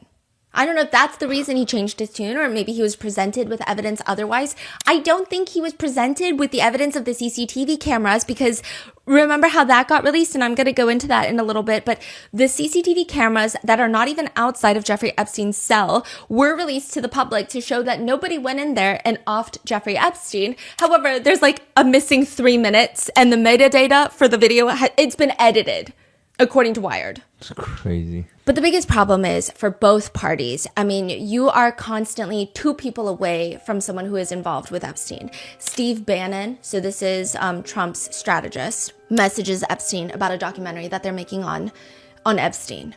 And he writes, can't redeem unredeemable. You are a lot of things which we will show, but you are not that. Some more context? Yeah, I mean, okay, a lot of these emails are lacking context, but it seems like Steve Bannon is saying the whole thing about the documentary is addressing you can't redeem unredeemable. And he's saying, you're a lot of things. And we're going to show all of those things in the documentary, but you are not that. So at this point, there are speculative allegations that there were meetings that took place solely dedicated to fixing Jeffrey Epstein's public image. When was this? This is like before 2018. Okay. 2018, yeah. I see. Who's making this documentary? Steve Bannon. He's making a documentary on Jeff. Yeah, Epstein. So he's part of a handful. Trying to help him. Yeah. Okay. That are trying to do some damage control on his image. And he continues, yes, of course, but we must continue who traffics in female children to be raped by world's most powerful, richest men. That can't be redeemed. That's why you let them blow up the argument while showing the 12 you did redeem. I don't know. Showing the 12. Yeah, these are all like cryptic. The documentary has never been released, but Steve Bannon is heavily intertwined with not only Trump, but Epstein. And if you look at all the released documents for the connections between Epstein and Bannon, they seem like they have quite a friendly friendship. I don't know if I could call it that. They seem close. Like there are some emails where it seems like these people don't really talk often. And then there are some emails where it seems friendly, whatever you want to call it. Republican Marjorie Taylor Greene is asked in an interview, how big of a blowback is there right now in MAGA world specifically? And she states, it's pretty big, I have to be honest. And a lot of people in MAGA, they really want to know more information about the people that were involved with Jeffrey Epstein. How big of a blowback is there right now in MAGA world specifically? It's pretty big, I have to be honest. I'm always honest about what's going on. And yeah, this one has been pretty big. And a lot of people in MAGA, they really want to know more information about the people that were involved with Jeffrey Epstein. And then Marjorie Taylor Greene resigns. This is all recent news? Yes. She resigns after she is accused of turning on Trump. She was one of the 3 Republicans that were needed to sign the Jeffrey Epstein Transparency Bill Act. Oh. And she has been like a day one Trump supporter. So 3 of them signed the bill. Yes. And she was one of them. And then now she has resigned. Wow. And everyone around Epstein, they're not being arrested, they're not being investigated, but they are facing what feels like the closest thing to having a giant studio light shine bright into their retinas. Okay, like a reckoning, as some netizens say. Prince Andrew, we talked about in the previous episode, he lost his prince title. He's been evicted from the royal accommodations. And this is clearly the harshest royal statement that we've ever seen thus far. In Ghislaine's 2025 proffer interview, which we're going to get into this too. So a proffer interview is when you go and you talk to the prosecutors, but anything you say in that interview cannot be used against you. Now, if you lie, you could be charged with perjury. That still applies. But that can still be public? Yes. So this was a proffer and they made it public for a reason. Well, that's what netizens think. This is in July of 2025. There is a proffer interview for 2 days. All of this has been made public by the DOJ, and we're going to talk about it. We have the audio clips of Ghislaine Maxwell's voice, and I'm talking about this in the next episode. But she is asked a bunch of questions. Now, you would think that this is going to be the most illuminating piece of evidence because Ghislaine Maxwell's trafficking trial was in federal court, so there was no live stream of it. It was at a time where everything felt a little more hush-hush. We don't really know that much about it, right? Yeah. And she's never been as public. She has released statements through her attorneys, but this is truly like the biggest interview that she will do. However, the person that goes in to do the interview is a man named Todd Blanche. Todd Blanche, before he became the deputy, the official title is losing me, so he's like the second in charge in the DOJ. Just know that. Okay. He was actually previously Trump's personal attorney. Which means? I mean, Ghislaine is knows just like... these people? Ghislaine is just like, President Trump is a great man. And this is all made public at a time when MAGA base is turning on Trump. There's a lot coming out, the birthday book, emails, Bubba, like lots of things are coming out. And it seems awfully convenient that Ghislaine is suddenly interviewed and she is saying great things about President Trump and stating that he truly has no association with Epstein in any sort of sinister or nefarious way. And then instantly after, okay, instantly is a crazy word. Soon thereafter, Ghislaine Maxwell gets moved to a low-security prison where they don't even have a fence. What does that mean? Like, it's barely a prison. It's like a dorm. And you say she has a pet? She did, there's like a puppy program, and apparently that she would like watch the puppies, but she has been banned from that. But in this 2025 proffer interview, so anytime I reference the proffer interview, it's talking about this. And there are certain times where, I mean, anything Ghislaine Maxwell says you need to take with probably as much salt as there is in the Pacific Ocean, but anything to do with politicians in power, I would even take it with extra salt. But she says, first of all, let's just state, I did not introduce Prince Andrew to Epstein. I did not introduce him to Prince Andrew or to Sarah Ferguson. That is a flat untruth. Start with that. And then she's like, okay. You know, Todd Blanche is like, I mean, I think it was actually Prince Andrew himself who suggested that he met Jeffrey Epstein through you. I think that's true. And I think it was actually Prince Andrew himself who suggested that he met Jeffrey Epstein through you. I think that's true. So, well, yeah, I'm sure it's true because I'm English. I'm English. My close friends are all close friends with Sarah and Andrew. I would not say that I was close friends with Andrew before, but certainly we were friendly, and certainly his best friends, some of them were very, very close with me. And I think that my friendship, me being present, or me, is what made Andrew like Jeffrey more, trust him, or... She says that she didn't like Prince Andrew being friends with Jeffrey Epstein. She felt the friendship was pushed by Sarah Ferguson, Prince Andrew's ex-wife, and Ghislaine states, and I thought that Sarah was trying to put the moves on Jeffrey, if I'm being honest, and I thought the whole thing was annoying. And I was pissed off. What is going on? Then Ghislaine goes on to state Virginia Giuffre's interactions with Prince Andrew. I'm going to tell you right now. I'm so happy to tell you. I'm like excited, beyond excited. The allegation was that at my house in London in March, whatever that was, 2011, I believe. We went to London, especially so that Virginia could have a relationship with Prince Andrew, and she was paid a vast amount of money for that purpose. She then got in the bathroom in my house in London and had sexual relations with him. And then he left and she felt used and disgusting. Oh, and then after... you know, that she met him several other times. But we will come to that. Ghislaine says, so that weekend, that specific weekend, it's my mom's 80th birthday, and I was in the country. And I have some corroborating evidence for that. So that takes care of the reason why we were in London. One of the reasons why her story, Virginia Giuffre's, doesn't hold water. Then she says the next reasoning of why none of this can make sense, because her first reasoning was just rock solid, right? She says the second reason why, probably maybe even more important reason, that I think it's absolute rubbish, is that Prince Andrew, the idea of him doing anything of that nature in my house that's the size of this room, is so mind-blowingly not conceivable to me. As the man or what, I just can't, I know. My house was tiny. I think it's 900 square feet in total. It is on 3 floors, however. It was a gorgeous little place, but it was the size of a nut. Virginia says that she had relations at the bathroom. First of all, the bath is quite small. It's tight even for me. I put my brother in there to see what would happen, and it looks like a blibbit, which is a sausage in a layer, very tight skin. So her description of whatever the two people were doing in the tub, that wouldn't work. Another reasoning why Virginia must be lying about this is, according to Ghislaine, Andrew, he's so English. He had a tie on.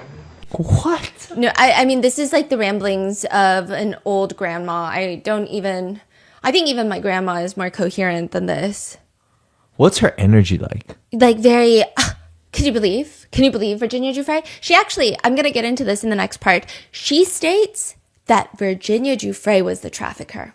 And conveniently, she states this after Virginia Giuffre's passing. Oh, I'm so mad, yeah. She hates Virginia Giuffre because Virginia Giuffre sued her for defamation. Virginia Giuffre was, I mean, she took Ghislaine down and she took Prince Andrew down. So I guess if anyone wants to get away with committing alleged crimes against children, wear a tie. Nobody will catch you. They probably won't anyway if you're wealthy and powerful. So Ghislaine also thinks the photo of Virginia and Prince Andrew is fake. I don't know why she thinks that. I don't know where she came up with that. But Prince Andrew does end up paying Virginia Giuffre a $12 million settlement before Virginia Giuffre's passing. Which, again, I'm not sure why. Maybe I'm naive. Maybe I'm dumb. Maybe I don't understand. I don't know why you would pay someone $12 million if you're completely and utterly innocent. The next person under fire is a billionaire by the name of Leon Black. According to one New York Times piece, Leon Black was paying Jeffrey Epstein tens of millions of dollars per year for tax advice. Over the years, it has been uncovered that Leon Black paid Epstein over $150 million. That's just one person. Yeah. For what? I guess that depends on who you ask. Leon Black will tell you that it was strictly for tax and estate planning services. I didn't finish college either, so this is not me being snobby, but Epstein is a college dropout felon. Like, what do you mean? There are literal law firms that are built on tax planning for billionaires so that they can get away with paying as little taxes as possible, and they will not charge you $150 billion. Eventually, Leon Black decides it's too much, and he decides that he does not see the ROI anymore, which leads to him seemingly pull away from Epstein, and Epstein starts throwing a fit. Here is a step-by-step list of what not to do when you want to get paid tens of millions of dollars. Call the other employees of the person paying you waste of space and accuse them of creating, quote, dangerous messes. And then call your boss's kids the R word. What? Yeah. That is what Epstein does to Leon Black. And just starts grilling him. And Leon Black, I guess, had a very interesting perception of Jeffrey Epstein, even saying things like he was almost like a James Bond villain. Wait, hold on. So what exactly happened? He started just like emailing people this? Okay, so what happened was Leon Black is paying Jeffrey Epstein like $40 million a year. He's gotten paid like $150 million over the year, and Leon Black decides, maybe I don't want to pay you $40 million anymore. Yeah. Epstein just starts grilling him with emails saying, your other tax advisors are creating dangerous messes. They are a waste of space. He's emailing him like, I have to clean up the mess that your R-worded kids created for your estate planning, and I gotta untangle all of this. You better pay me this year. Essentially, more or less. Yeah. And it's very interesting because that begs the question of why would billionaire Leon Black put up with this? Of a random little millionaire grilling him, yelling at him, calling his kids the R word. Yeah. Well, there's a lot. So according to the Times, they went through separate emails as well as court records, and they found that a former girlfriend of Leon Black had accused him of SA. Leon Black goes to Epstein to allegedly ask about how to pay her millions of dollars to keep her quiet. Then, in another lawsuit that was eventually dropped, a woman states that Leon Black had essayed her in Epstein's Manhattan townhouse.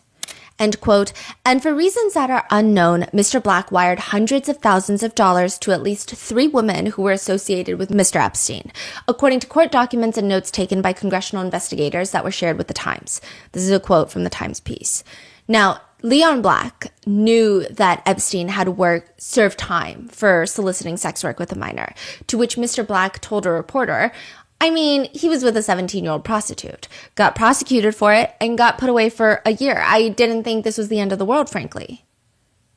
Which is why I guess he let him work on the deal. Leon Black denies that Jeffrey Epstein worked on this deal, but according to emails from Epstein to others, he stated that he was working on the deal for Leon Black to purchase one of the most famous pieces of fine art in history, the Scream, or a variation of the Scream. You know, the Scream painting? Yeah. He did purchase it for an insane $120 million. Which, art lover or not, definitely a tax strategy. However, I will say that Leon Black, he does seem to be very much into the arts, to be fair. He was very passionate and obsessive about his job as the chairman of the Museum of Modern Art in New York, which is another position that he gets pushed out of when all of this comes to light. Leon Black was a co-founder of Apollo Global Management, a giant hedge fund. He gets pushed out of that as well because of his ties to Epstein. Yeah. He continues to deny any wrongdoing, not saying that there is any wrongdoing, just that he is consistent in denying wrongdoing. And a spokesperson for Black says, to imply that Epstein somehow had influence over Mr. Black is false and patently absurd. Mr. Black has never abused a woman in his life, and any such suggestion is false. However, if someone is paying you $40 million a year, I just think it's weird. I imagine that if I'm getting paid $40 million a year by somebody, I would have quite an accommodating tone. You want me to climb a mountain? I'm going to go climb a mountain. I'll go do that. But something about this email from Epstein to Leon Black from 2015 strikes me as odd. Epstein writes to him. This is while Epstein's still working for him, correct? Well, he hasn't gotten paid this year. in 2015. Okay. He says, I never want to have any more uncomfortable money moments with you. I find it very distasteful. So to be clear, my terms are as follows. I will only work for the usual $40 million per year. It needs to be paid $25 million upon signing an agreement, $5 million every 2 months thereafter for 6 months. This can begin if I'm able to work in January. I will immediately stop work if the payment is not received.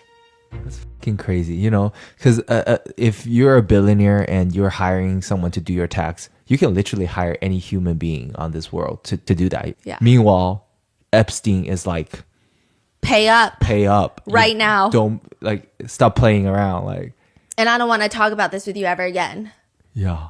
When it appears that Leon Black does not want to pay, Epstein sends another email, according to the Times, that reads, to help out, I'm keenly aware of your current cash position. So I will consider an in-kind payment. Real estate in Miami, art, financing of my new plane, which allows you to spread over years, or of course the preferred cash. Now, that doesn't work either, so Epstein tries threats. If you reflect on your financial life, you have been kept safe, had remarkable results, and no disasters. And then later in an email, Epstein says, of course, regarding any non-financial issues, I will always be there for you and will continue to be the best friend I can be. Which apparently he does. According to the Times, he introduces Leon Black's son to Woody Allen, of all people, to learn about film editing, which that would be the last person I would want my son to spend time with is Woody Allen, but okay. You're that powerful and that wealthy you can't get Christopher Nolan on the phone? I mean, not to get him involved with such names, but I'm just kind of confused why someone would want their son to work so closely with Woody Allen. Now, Leon Black makes an appearance in the birthday book. This is again from 2003, so their friendship lasts from 2003 to at least 2015. And Leon Black writes Epstein a poem. Romantic. There's this portion talking about girls writing 5 decades, or a half century. By birds and by bucks, C's and M's, we don't know, are his keys. Blonde, red, or brunette, spread out geographically. With his net of fish, Jeff's now the old man in the sea. Love and kisses, Leon. And truly, because only 5 powerful people in the world exist. In another email, which appears to be excerpts from Michael Wolff's book, Siege, Trump Under Fire. Now, Michael Wolff is that reporter who hates Trump, but is also like Epstein's best bud. Right? And I could be wrong. I did not want to spend the $2 on Kindle to verify that this quote is, but from the email from the House Committee, Oversight Committee, it looks like it's from Siege. It says like Michael Wolff, Siege. And it's a narrative, book formatted text. Considering Michael Wolff is not someone that I want to support, I can't be sure it got published in Siege or if it's part of Siege, but it states that Leon Black, who was head of Apollo Global Management, the hedge fund, provided Kushner Companies. This is a family real estate group that was managed by Jared Kushner, Trump's son-in-law, Ivanka Trump's husband, also billionaire. And Apollo Global Management had provided Kushner Companies $184 million in financing, while Jared Kushner's father was in federal prison. So there was a lot of drama during Trump's first presidential term that Jared Kushner was heavily involved in the White House. Remember? And Ivanka Trump was heavily involved, and there was a lot of blowback there. And I think that someone from Apollo Global Management, not Leon Black, I think they were trying to get him some sort of position in the White House. And there was a rift between Trump and his son-in-law because he felt like deals were being done that didn't involve him, didn't benefit Trump. Really? Okay. Is the allegation, is the I mean, this could be just like a fanfic for all I know. I don't know. Okay. All I know is I don't know if this is accurate. I don't know where it's from. I can just tell you that it's in the document dump. The document dump does not mean that it's factually accurate. These are just... So what does that mean then? It just means that they're all connected. Everyone is all connected to everybody. Right. Okay. So take that as you will. It just feels like there are only 10 people that feed off of each other in the worst ways possible. But like I said, Leon Black denies any wrongdoing. And the Times states that going through court filings, they were able to pinpoint at least, again, 3 women who had been paid by Leon Black, who were also listed in court filings as either Epstein's associates or his victims. So why would there be a crossover there? Leon Black's reps did not answer the questions about why these women were paid. But then it gets crazier. If you refer to an NBC News article from 2023, there was a federal lawsuit. A woman accuses Leon Black of R-wording her when she was 16 years old. and she has mosaic Down syndrome and autism. And it was alleged in the lawsuit that this took place at Epstein's Manhattan townhouse. Leon Black's attorneys have called the allegations frivolous and sanctionable. But a huge crossover here is that Doug Wigdor, W-I-G-D-O-R, Cassie Ventura Fine's attorney for Sean Combs' case, Cassie's attorney, is the one that filed the lawsuit, in which Leon Black's attorney states, these vicious and defamatory lies masquerading as allegations have been intentionally manufactured by the Wigdor law firm as part of the firm's vendetta against Mr. Black for vigorously and successfully defending himself over the past 2 years. These allegations about an incident that supposedly took place 20 years ago are totally made up, entirely uncooperated, and as pleaded squarely, violate the statute of limitations. Later, Leon Black and his team will sue Wigdor LLP, the law firm. It's a mess, but yeah, it's just a mess. One other notable detail in the Leon Black saga, though, is that according to the New York Times, Leon Black agreed to pay the Virgin Islands, the U.S. Virgin Islands, where Jeffrey Epstein owned his island, Epstein Island, $62.5 million to be released from any potential claims that could potentially come up from the territory's 3-year investigation into the trafficking ring run by Epstein. So the territory is like, we're going to investigate because he owned an island in the U.S. Virgin Islands, and apparently he's sex trafficking. Uh-huh. So wait, what? So Black paid? So Black is like, I'm going to pay you $60.5 million. And I 16 or 60? 62.5. Uh-huh. And I never want to deal with any of this. And the U.S. Virgin Islands came to a deal. So he's paid a lot of money. Maybe I'm naive. I don't know. That just seems like an unfathomable amount of money. So I don't even know what I would do if I had that kind of money. But I believe if I didn't do anything wrong, I don't think I would just give it up. But that is, perhaps I am fiscally irresponsible. I don't even have that kind of money to give. So maybe I don't know. Then you have Leslie Wexner, the longtime friend, client, and alleged name on the Epstein list. The billionaire that owns L Brands, that includes Victoria's Secret, Bath & Body Works. There's a lot on him in our original Epstein series, but he's also featured in the birthday book writing, Dear Jeffrey, I wanted to get you what you want, so here it is. Happy birthday, your friend, Leslie. And above it is just a hand drawing of a woman's chest. Wow. The birthday book also contains a short handwritten card from Bill Clinton. It reads, Happy 50th. It's reassuring, isn't it, to have lasted as long all across all years of learning and knowing adventures, to have your childlike curiosity, the drive to make a difference in the solace of friends. Bill Clinton. Really? Yeah. Wow. Now, I will say, it's the key word that everyone is picking apart is the childlike curiosity. Everything else, it's compared to other notes in the book, it's not as filled with hidden secrets and feels like innuendos. It just feels the childlike curiosity is odd. Clinton has been associated with Epstein. To reporters, Trump has also egged it on by saying things like, you should focus on Clinton. You should focus on the president of Harvard, the former president of Harvard. You should focus on some of the hedge fund guys. I'll give you a list. These guys lived with Jeffrey Epstein. They should focus on the fact that Larry Summers from Harvard, that Bill Clinton, who you know very well, and lots of other really close friends of Jeffrey Epstein's, should be spoken about. And they should speak about them because they don't talk about them. They talk about me. I have nothing to do with the guy. You ought to be speaking about Bill Clinton, who went to the island 28 times. I never went to the island. We have no clue if this number is accurate or if 28 just sounds better than 27 or 29. I have no clue, but it is an oddly specific number. And if anyone would know, I would imagine Trump has the power and the clearance to know, but he could also just be pulling it out of his butt. However, Bill Clinton has denied going to the island. And in her deposition from 2016, Virginia does talk about Bill Clinton and how Epstein has traveled quite a bit with Bill Clinton on their private plane, but she was never in attendance. She did attend one dinner specifically with Bill Clinton she was allegedly invited to, and she never insinuates any wrongdoing on Bill Clinton's parts.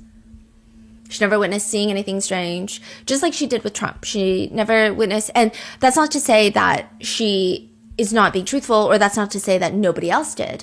This is just what Virginia Giuffre wrote in her book. Virginia states in her deposition from 2016, "It does concern me that Vanity Fair wanted to do a piece on me, considering that Bill Clinton walked into Vanity Fair and threatened them not to write sex trafficking articles about his good friend, Jeffrey Epstein." Like, that was like a thing in her deposition. What? We don't know if this is true. What? We don't know if this is a rumor that she heard. We don't know. What? That's crazy.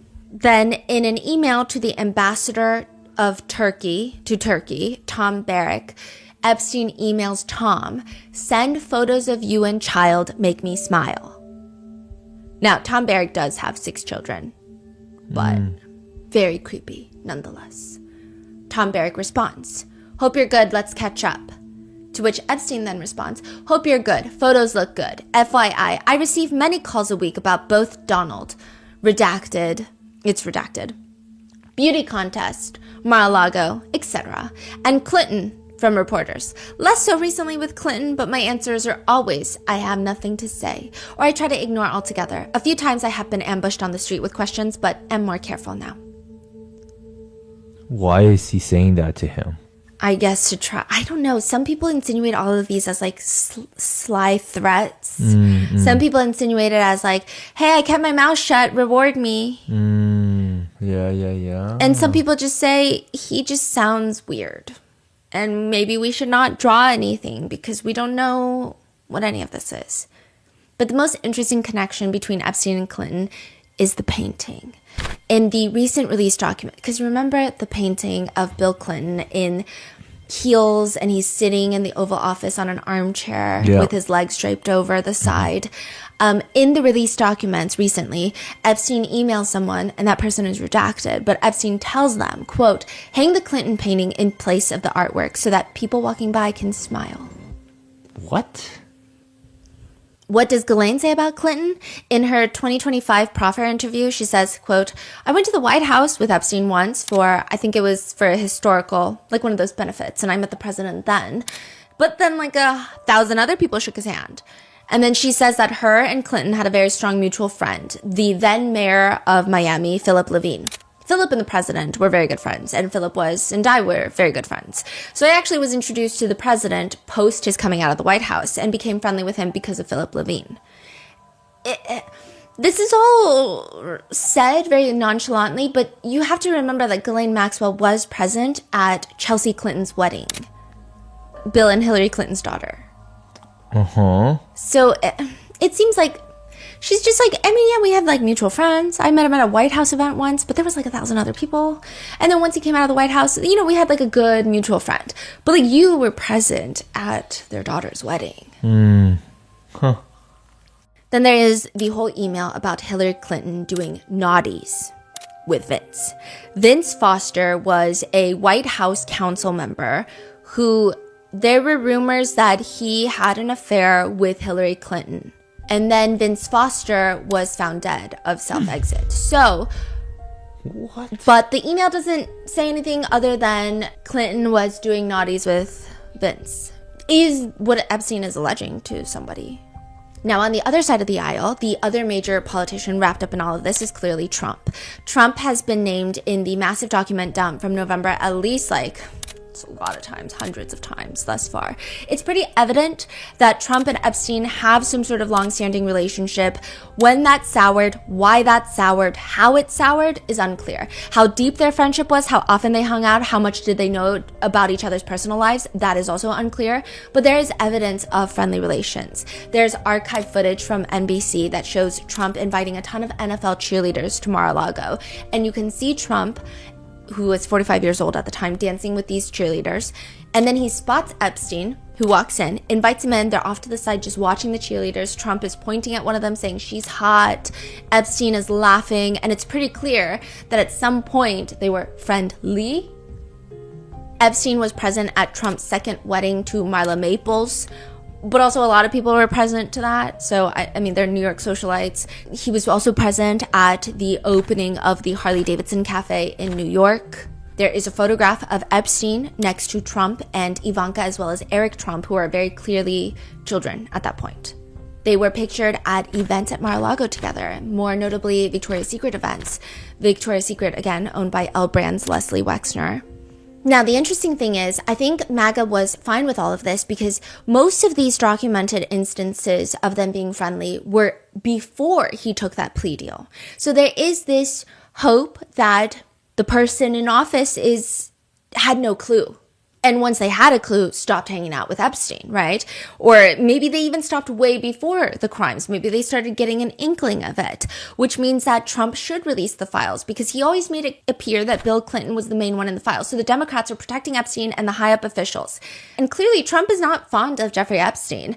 In another statement, okay, so back in like the early 2000s, this is before Jeffrey Epstein took that plea deal, but there were whispers probably around Palm Beach that something was amiss, but Trump has been quoted by saying, "I've known Jeff for 15 years, terrific guy. He's a lot of fun to be with. It's even said that he likes beautiful women as much as I do, and many of them are on the younger side. No doubt about it, Jeffrey enjoys his social life."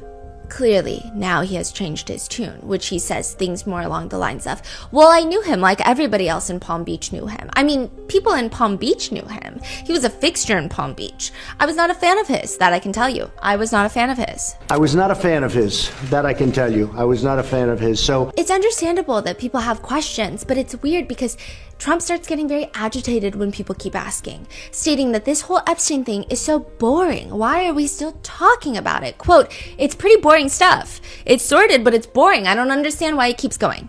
It's pretty boring stuff. It's sordid, but it's boring. And I don't understand why it keeps going.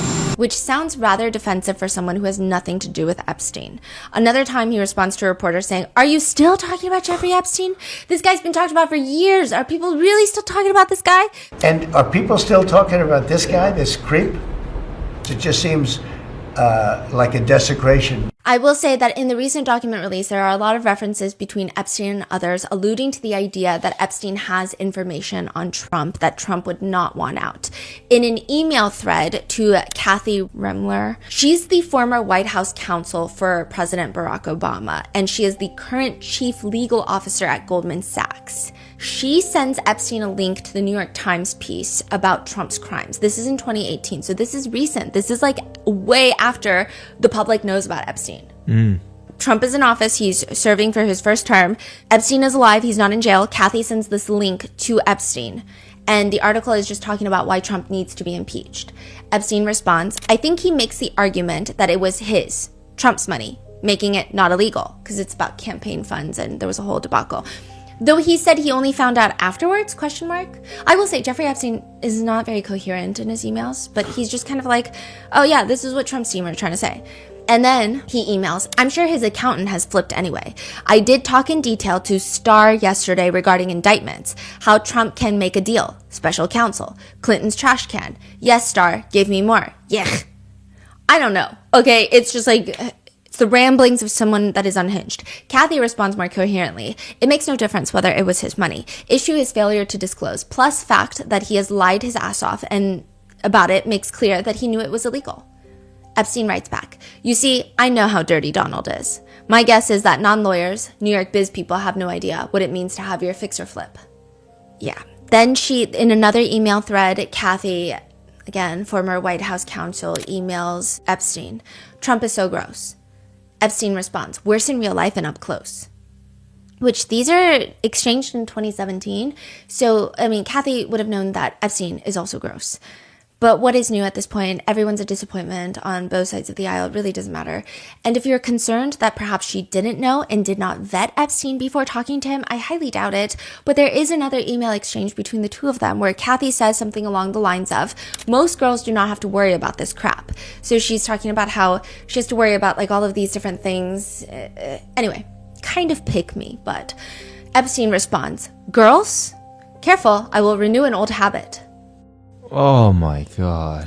Then he goes on to list a bunch of names, random names that are probably not random at all. I think a good chunk of these people probably don't know what he's doing, or they might know what he's doing and they're not going to say anything, but they're not involved. Does it make it right? Probably not. But it's the fact that like he is a professional connector. He knows how to connect everybody.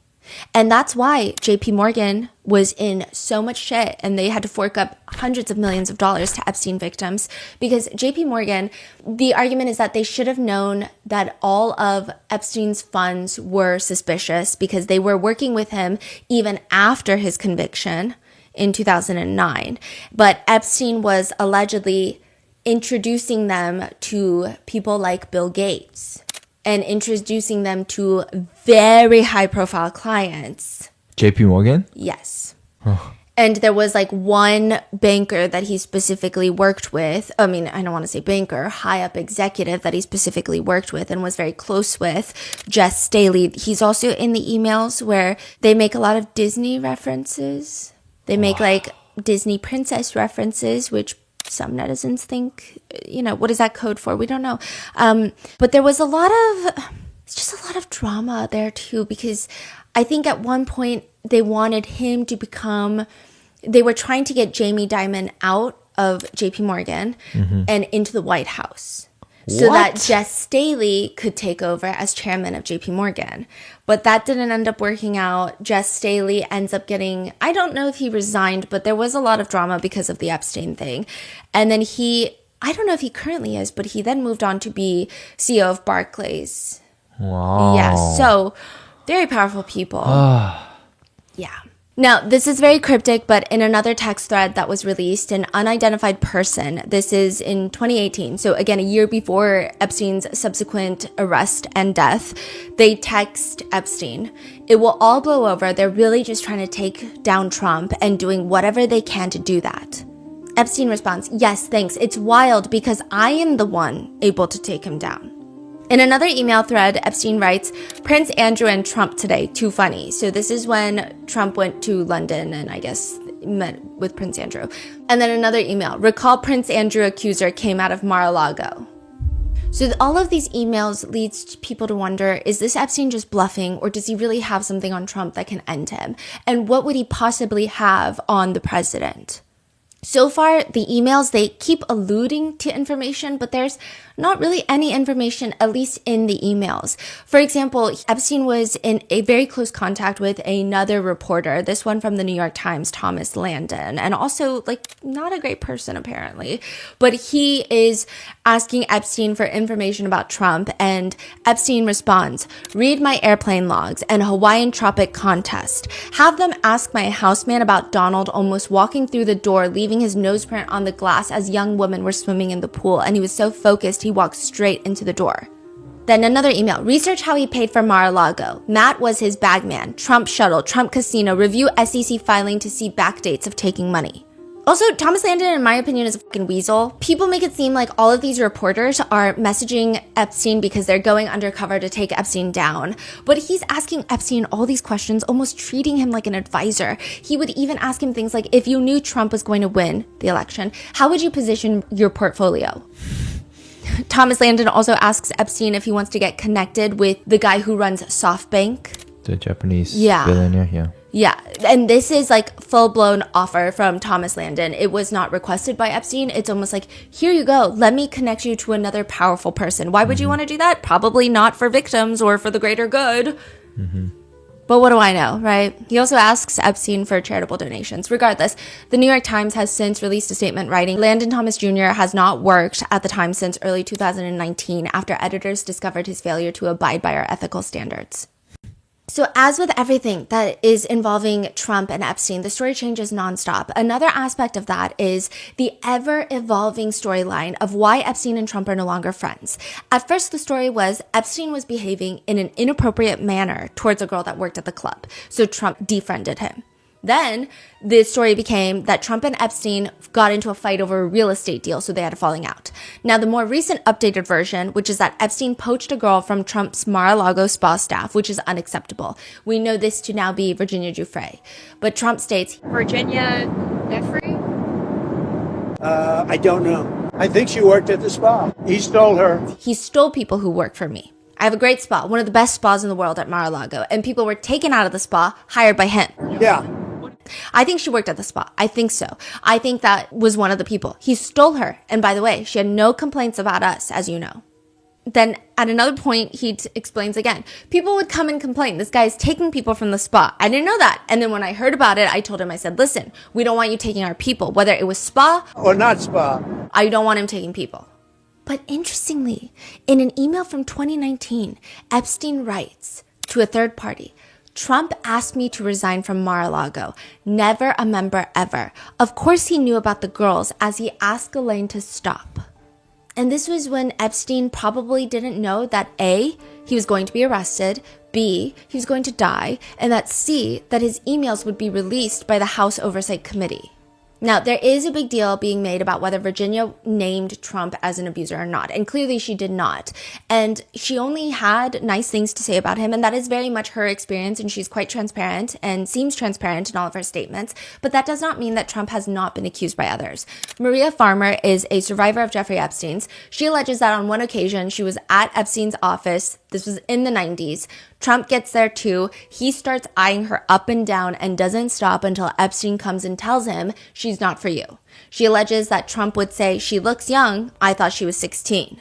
Another woman alleges that Trump essayed her at an Epstein house party in 1994 when she was 13 years old. She did drop the case after she started receiving death threats. And 4 days after she drops her civil suit, Trump becomes president for the first time. Well, he gets elected, but he was president-elect.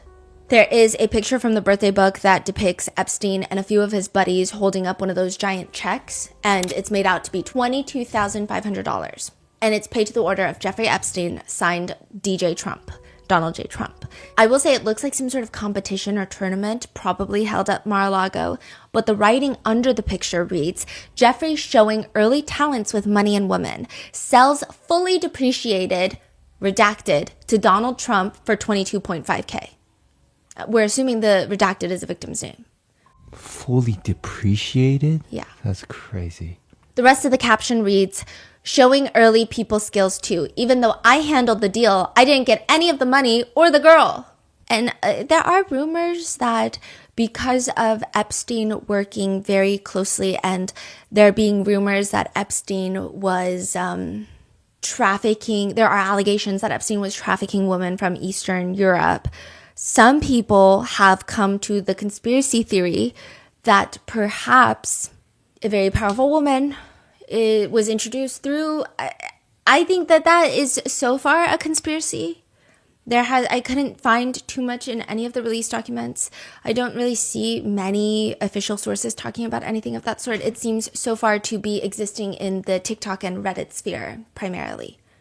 But to make matters more difficult for MAGA, Trump very, very curiously had recently said to reporters in the press room about Ghislaine, I just wish her well, frankly. I've met her numerous times over the years, especially since I lived in Palm Beach, and I guess they lived in Palm Beach, but I wish her well, whatever it is. Later, he doubles down because everyone's like, what do you mean you wish her well? And he says, she's now in jail. Yeah, I wish her well. I wish a lot of people well. Good luck. Let them prove somebody was guilty. Which is an odd thing to say for someone that is a convicted sex trafficker. But more on that later because, like I said, Todd Blanche is going to go interview Ghislaine Maxwell. It's a mess. And it's even made more confusing by the fact that sometimes in these emails, Epstein would defend Trump. So in 2016, Linda Stone emails him a rather lengthy rant about American politics. She's based in Germany, and she writes, of course, not everybody who voted for Trump is sexist or racist, but on some level, they didn't care if he is. He knew how to gather momentum with the discourse he chose, and even if he changes his tone, he has let loose a storm. I don't see Hillary Clinton as being at fault. I see the growth of nationalism all throughout the world, not just in the USA, and an underestimation of the fear that non-Hispanic whites have about the trajectory that they are on to become a minority in the US and other European countries. To which Epstein responds, Trump is neither sexist or racist. That is the point and in fact the truth. He says things to get elected and it worked, nothing more, talking heads, goofy. But also there is another email thread from 2018 where Epstein is talking to a foreign politician and he writes to the foreign politician, I think you might suggest to Putin that Lavrov can get insight on talking to me. Churkin used to, but he died. Lavrov is a huge Russian prominent, he's like a foreign minister of Russia. He's a very prominent in the world of global politics. And he just replaced somebody who died. So Epstein is like, hey, can you reach out to Putin, Vladimir Putin, and tell him maybe Lavrov should talk to me to get information about Trump. on Russia and America relations. That is okay. Yeah. And he writes this about Trump. He understands Trump after our conversation. So he's like, the deceased, foreign politician that I was working with in Russia. He understood Trump because I talked to him about Trump. And I said, quote, "It's not complex. He must be seen to get something. It's that simple." That's what he says about Trump. He must be seen to get something? Mm-hmm. Oh, like Trump needs to win. Like get something. Yeah. But more alarming is that there is an email between Epstein and a man named Lawrence Krauss. It reads, "Is the South Pole getting colder and more ice?" This is Epstein. "Is it accurate to say that climate changes can only be measured over long periods, 20 years or more? I'm currently with the Trump people in Palm Beach, and when asked, I say I don't have any idea if this is global warming is a threat that can be reduced. Currently carbon-taking machines, I guess if that really is a concern." It's kind of rambly, but he says in 2016 he's with the Trump team in Palm Beach talking about climate change. Krauss responds to talk about global warming, but it's odd that he said that he was in Palm Beach with Trump people. There's another email where he insinuates that he's with the Trump crowd. So I don't know if that just means he's with very passionate MAGA individuals such as Steve Bannon, or whether that means he's with the Trumps, with the Trump's friends, with people that are not elected, but appointed into the White House, or if he's with Trump himself. I don't know. I'm assuming if he was with Trump himself, he would say with Trump, but I don't know. I don't know. Mm-hmm. And I think that the release of the files clarified a lot of things, but there's still so many questions, and we are approaching the deadline for the Epstein files. So I guess we'll just have to see where this goes. I mean, this might be the only issue that both parties agree on, to the point where a mile from the White House recently, there were these 2 bronze statues that were erected of Trump and Epstein frolicking together, dancing. It was quickly removed, but it just seems like both sides, everyone wants some answers, and they want it soon. So with that being said, that is where we are now with the Epstein files. Let me know your thoughts, stay safe, and I will see you in the next one.